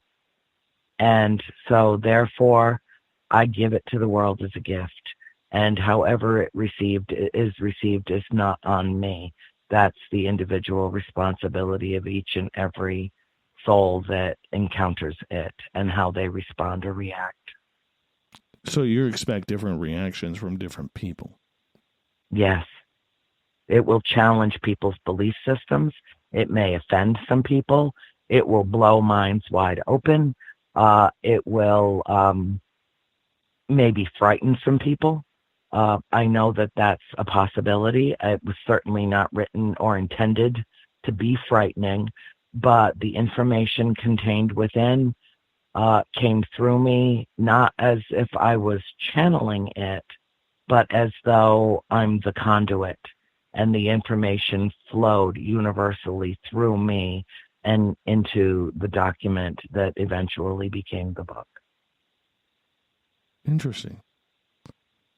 What do you hope to accomplish with this? Is it about making the book the message that people should follow? Is it a guideline? It is. I think that I wrote it as a kind of like breadcrumbs in the woods. You know, we're all lost little children alone in the woods trying to find our way home. All of us are. All of us are the walking wounded. All of us are. It's the human condition. And really what I intended it to be is my humble attempt to scatter some breadcrumbs to help those who are lost find their way in the dark. Well, you can only hope, as we got about 2.5 minutes. When do you see your newest book coming out, and where would people be able to find it? Well, it'll be all over the World Wide Web the instant it goes live. My publisher is very excited about it and is going to push it everywhere. It'll be out on Amazon for pre-order in about 2 weeks. And then as soon as it's released, I think its release date is, if I'm lucky, it's going to fall right on Halloween, which, you know, that's just one of those lovely little synchronicities of life. Gotta love when that happens. Yeah, me too. In the meantime, where can people get a hold of you, find your information, your lectures, website address, Twitter? Give it all to us. Oh, I'm everywhere, omnipresent, honestly, everywhere. I've got 5 pages on Facebook. My personal page has about 12,000 followers, 5,000 friends, so it's hard to get on there. But if an opening opens, you know, feel free to send me a friend request. Otherwise, go hop onto my fan page, which is called the Buttercup Brigade. We're the good deed doers and the rose-colored glasses wearers. Just trying to uplift, you know, the planet from a Facebook page. It's very, very easy to find me. I'm on Twitter. My website's being revamped right now. I wouldn't even encourage anybody to go to it, but it will be ready in a few months. It's houseofdarknesshouseoflight.com. And I have YouTube channels, Andrea Perron YouTube, House of Darkness, House of Light YouTube.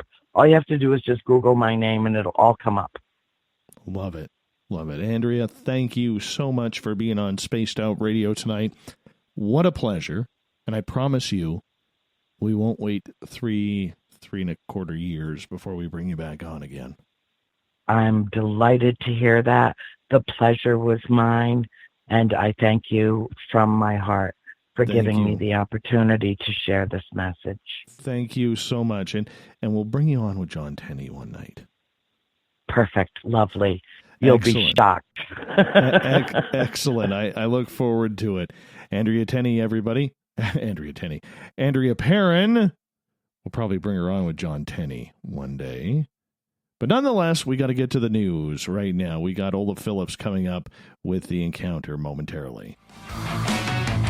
This is the winter of our lives. We come to play the final scene. The curtains closing in the darkness we expose what lies beneath. Every night at this time, we bring in The Encounter into SOR land. The Encounter is Spaced Out Radio's news section, where we get to the weird, the wacky, the WTF of the day, and the man, the myth, and the legend who brings it to us. From Paranoia Magazine, Mr. Olaf Phillips, also Vice President of Team Stump around these parts. Olaf, how you doing, buddy? Doing all right. How are you? I'm doing great. Love Andrea Perron. She's so knowledgeable and just full of energy, considering everything she has been through her entire life with the weird and the strange, man. I don't know how she does it. I hear you. I hear you on that one. I couldn't imagine. I thought my life was weird. But, I mean, she's been doing it, like, since she was 12 years old. I couldn't imagine trying to handle these adult, weird, paranormal, supernatural happenings as a kid, let alone when mine started when I was like 34, 35 years old. You know, speaking from experience, it just becomes a part of you. It really does, doesn't it? Yeah, I think the first sighting I had, I was 7 or 8. And after that, it was just, it's been, you know, not consistent. I mean, it's random, but not that, but the quantity is high. You grow accustomed to it to some extent. But I think when you have an experience when you're young, it just drives you going forward. I think you're right on that. If you don't know any better, how is it weird? Yeah, I mean, I saw my first unexplainable thing when I was 7 or 8. I went to the library, I read everything I could read, and I'm still trying to figure out what the hell I saw. My goodness. You know? I think we're all like that. Hell, I'm like that at 45. That's right. Exactly. You just get consumed by it after a while. It just sucks when you try and put logic towards things rather than a childhood imagination. Yeah, I think that's the power of having an experience of some kind. I mean, I saw a UFO, I guess, but you know, you don't. When you see it when you're young, yeah, you don't apply adult logic to it, so it just becomes a curiosity, a mystery you have to solve versus, you know, you trying to work yourself out of it, having just seen it. Yeah, I bet. So what's new in the world of the weird, the wacky, and the WTF of the news of the day, man? Well, the first thing that I want to know is where we're at with To the Stars Academy. Now, a couple days ago, you had emailed them and requested an interview. Before we get to the, I did. Frankly, You're right. Some weird stuff. I want to know where we're at with that. Well, let me just find it here. You know, as soon as you said that, I switched over to my email as I'm trying to find it here. So this would have been Wednesday. Wednesday or Thursday. Maybe it was Tuesday. No, I think it was Wednesday.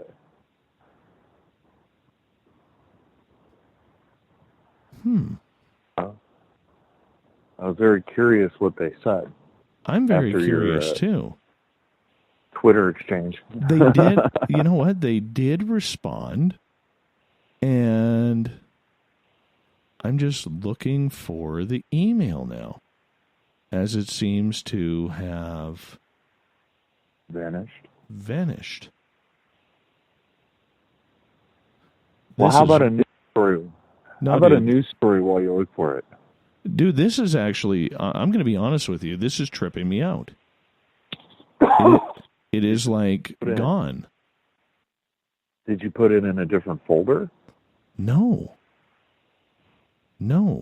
I did not. I'm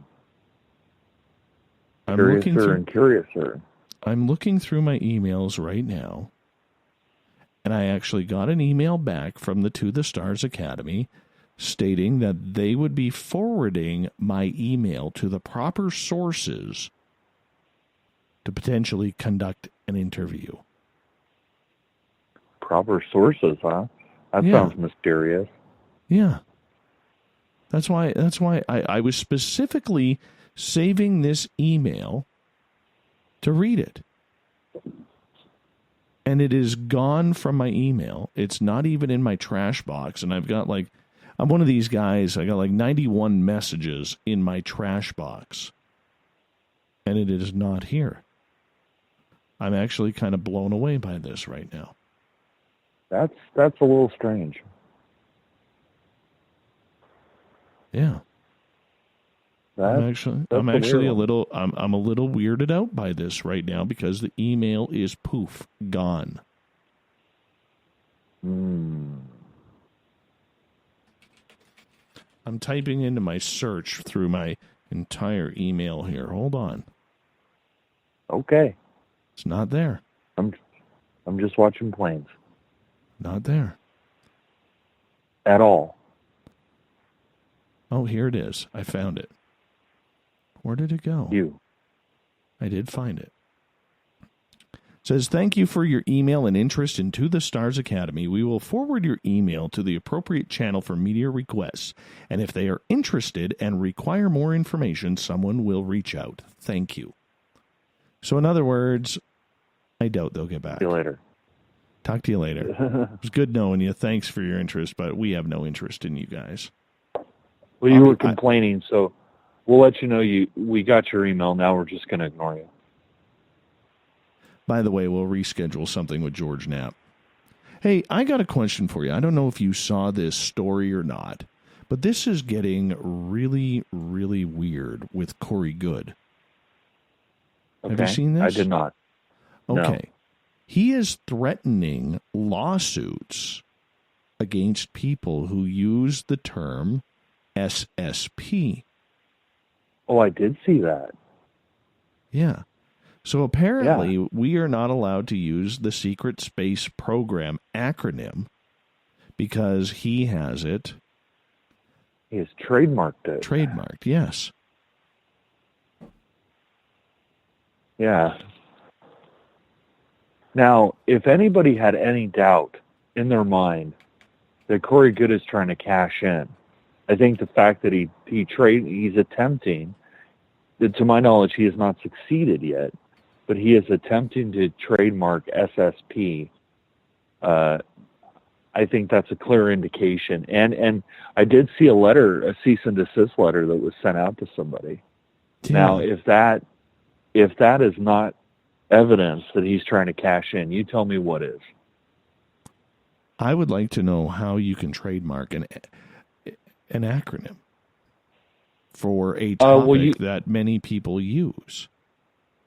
That's just it. What the trademark office will do is now research it before they approve it. They'll research it to see if it's common language, and if it's common language, they'll reject the application. I think they'll find that it's fairly common language, so they'll probably reject it, I would imagine. Do you think he's doing this to get his name more out there right now? because I he think has taken a lot of criticism recently. I don't think he's doing it to get his name out there. I think he's doing it to protect his shtick. This is his shtick, and this is how he makes his money. And I think that he's trying to take steps to protect the money machine. That's what I think. I understand that, but do you think it has anything to do with the big split with him and David Wilcock? Oh, probably. It probably does. I mean, he's now forging it on his own, and who knows who's giving him advice on what to do. But he's trying to protect his money machine. You know, and hey, hats off to you, Corey, but, you know, there's a point at which it becomes ridiculous. And I think he's pushing the boundary layer of ridiculous with his claims and especially the trademarking thing and actually trying to enforce it. I don't know. Well, he says on his Facebook page, he goes, questions for Corey Good on disclosure. Question 1, why did Corey Good trademark terms like Blue Avians, 20 and back, SSP, the letters SSP, not the words Secret Space Program, Full Disclosure Project, and others? Is he attempting to put a stranglehold on the disclosure community? Now, he has answered that by saying, recent social media posts regarding business decisions that I have made to protect my name, livelihood, story, and goodwill have seemed to cause a certain level of confusion within our community without a cohesive knowledge of and transparency into the exciting and complex web of my current creative projects and the legal means undertaken to protect those projects. It is easy to see how there could be some confusion. I mean, he goes on this giant diatribe about this. Because he's protecting the money machine. He said it in sentence number 1. He's trying to protect his goodwill, his name, and more importantly, you know, his shtick. Seems a little ridiculous, man. It is ridiculous, and what makes me very fearful is that as the old school researchers pass on from this mortal coil, this is what's coming up to replace it. You know, legal mumbo jumbo, and you know, trademarking, and it's all about the money. It's just, I don't know. It's ridiculous. Well, if anything, ridiculous. I mean, I could see this harming his career more than actually helping it.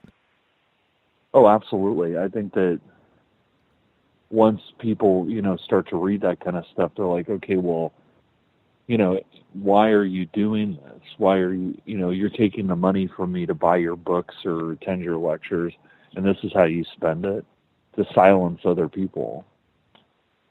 I mean, look, if the Blue Avians are real, you know, I don't think they are, but if they are, what if somebody else has a visit with one? You know, now you can no longer say, well, I was visited by a Blue Avian, because that's trademarked by Corey Good unless you get his approval to use it. So now you're going to have to say, well, I was visited by the Blue Bird people. You know, I mean, there's always a way around it, but it's like, you know, the fact that nobody else seems to talk to, I'm sorry, I can't use those terms because he's trademarked it. Or he's attempted to, I guess. You know, if somebody else sees the big Blue Bird people in their circle ships, you know, what are they going to do? They can't talk about it. You know, they can't use those words because he's chosen to protect them in that way. It's just ridiculous. Yeah, I don't get it.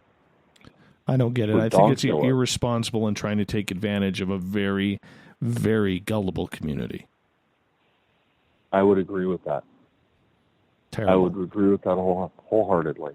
That's like trademarking Mill Lab or, you know, alien abduction or whatever. I mean, it's asinine. But, you know, I can't control what other people do. No, nobody can. Well, I can't. Nobody can. But please, listeners of Spaced Out Radio, see that for what it is. He's protecting the money machine. I don't know if he's making this stuff up or not, but he's definitely trying to take your money and use it. I think agree. that's 100% true. Yeah. I would totally agree. Totally agree. Oh, Hold yeah. my beer. Watch what I can do to screw the community now.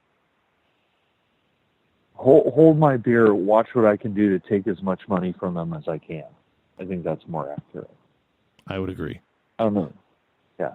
Give me some weird, wacky stuff, man. It's Friday night. I need it. Okay, coming from TMZ. Charles Manson bone fragments headed to haunted museum.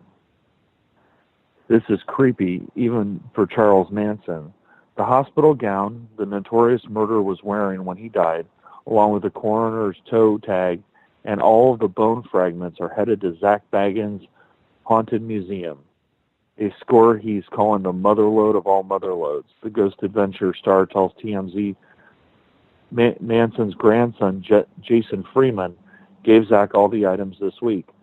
They'll be front and center at his Vegas haunted museum, which already features Manson's choppers and 2 paintings, one of which has his urine and the other his ashes. However, the latest cache takes the cake. Manson's hospital gown contains his body fluids. Same goes for the sheet that was draped over Manson's body while it lay in the morgue. But that's not all. How about the electrodes taken off Manson's body after he died, along with his hospital bracelet? Then there are bone fragments. We're told Freeman scraped the bones from the incinerator after Manson's body was burnt to a crisp. Zach tells us, this is probably the most powerful possession I now own at the museum. The one thing I don't like about it is there's a major creep factor there. That is a major creepy factor, Olaf. But who says they're haunted? I don't know that they're haunted yet, but it's definitely weird. Would you buy them? But if you owned a museum like that? I probably would, for the shock value. Yeah. I mean, if you have remnants of the person, his bone fragments, and these objects, trigger objects that are related to his death, the chances of him getting to manifest are much higher. Now, I have a friend, my friend Clyde. He has a radio show. He did an event, and he got all of the suits that John Wayne Gacy wore during the trial, and he had them, and they were in a bar, and he had them set up so that you could see them and touch them or whatever.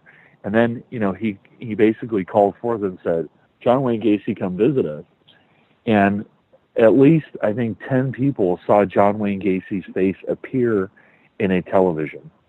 And there was all kinds of weird stuff that started happening, glasses moving and all kinds of things.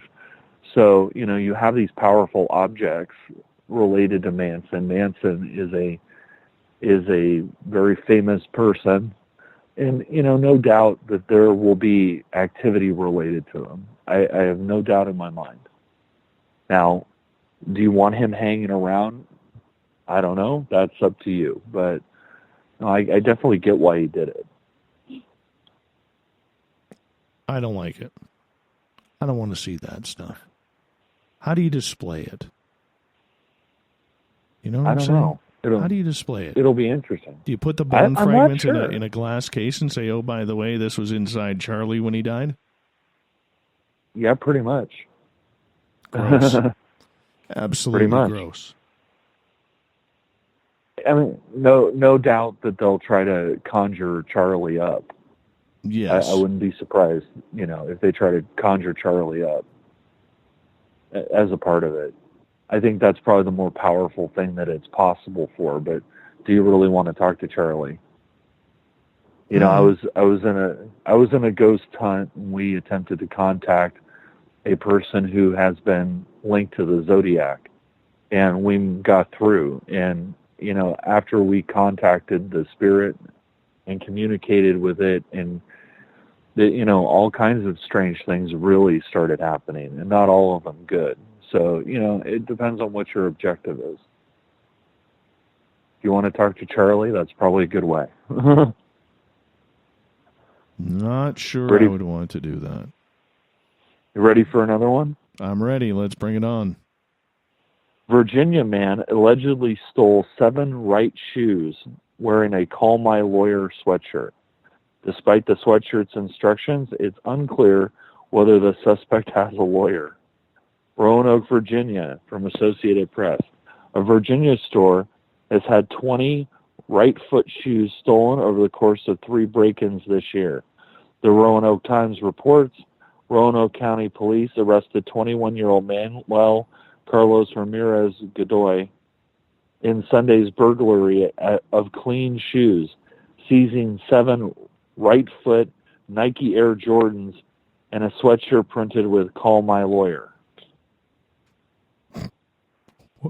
Is he one-legged? No.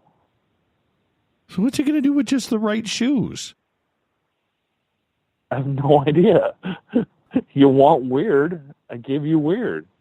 That makes no sense. Why would you steal only the right shoe? Well, now I got a really weird one. Okay, so we got lottery fever down here, right? Because Mega Millions is up to $1 billion. Okay. If you win the lottery, okay? Yeah. So I was doing a search to see, because of course I bought some tickets, and I'm doing a search to see if I won, right? Yeah. I came across on CBS News, Luck Gone Bad, lottery winners who lost it all. The rest of it, it's common, we did bad investments. But then there's this guy. A Georgia man was sentenced to serve 21 years in April 2017 after he invested part of his $3 million lottery winnings in a crystal meth ring, reports CBS affiliate WJAX. Ronnie Music, Jr., 45, purchased large quantities of the drug meth. With lottery winnings he had won from a scratch-off ticket, he pleaded guilty. So he wins the lottery. He takes those lottery winnings to start a crystal meth ring. Wow. Now, how's that for weird? Very, very weird. Just like when you see NFL, like there's a couple of NFL players who have gone to jail in the midst of their careers, making millions upon millions of dollars, and they're busted for trafficking. And not just small-time trafficking, huge, big-time, conglomerate-type trafficking. It's ridiculous. Yeah. Now, Absolutely on a lighter ridiculous. side, yeah. On a lighter side, company targets since you're in Canada, company targets cold noses with nose warmers, UPI. A British woman's winter weather fashion accessory is going viral due to its unusual appearance. A nose warmer that's like earmuffs for your nose. No. Yeah, it looks like a clown nose that you fit over your nose. Oh, that's terrible. Terrible. Yeah. I don't get it. I don't get You don't it. want a cold nose? No, I don't mind it. Doesn't bother me. Does not bother me at all. My friend, we got to get to the thought of the Dave. It's that time. Let's do it.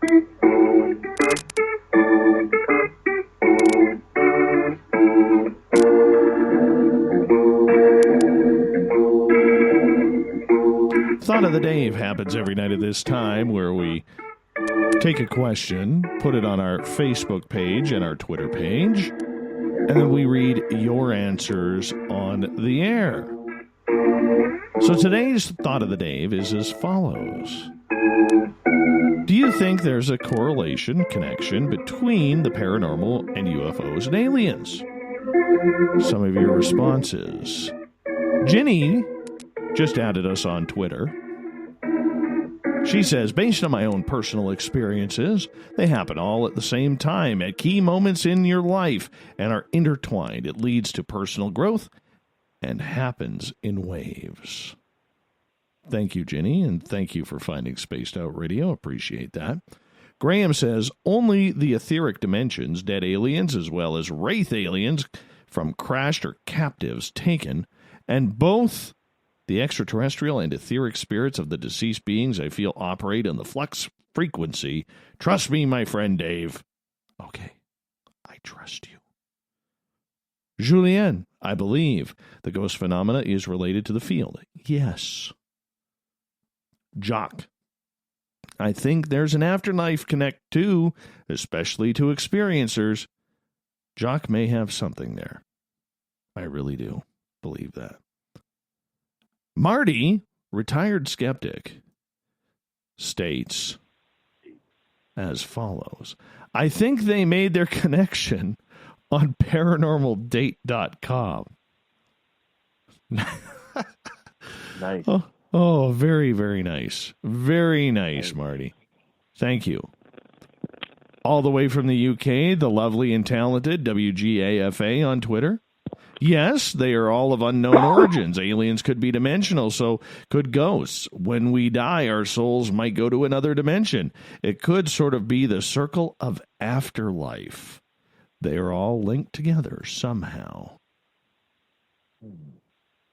Occult priestess. As someone 10 years ago, or pardon me, ask someone 10 years ago, and you would get, of course they are.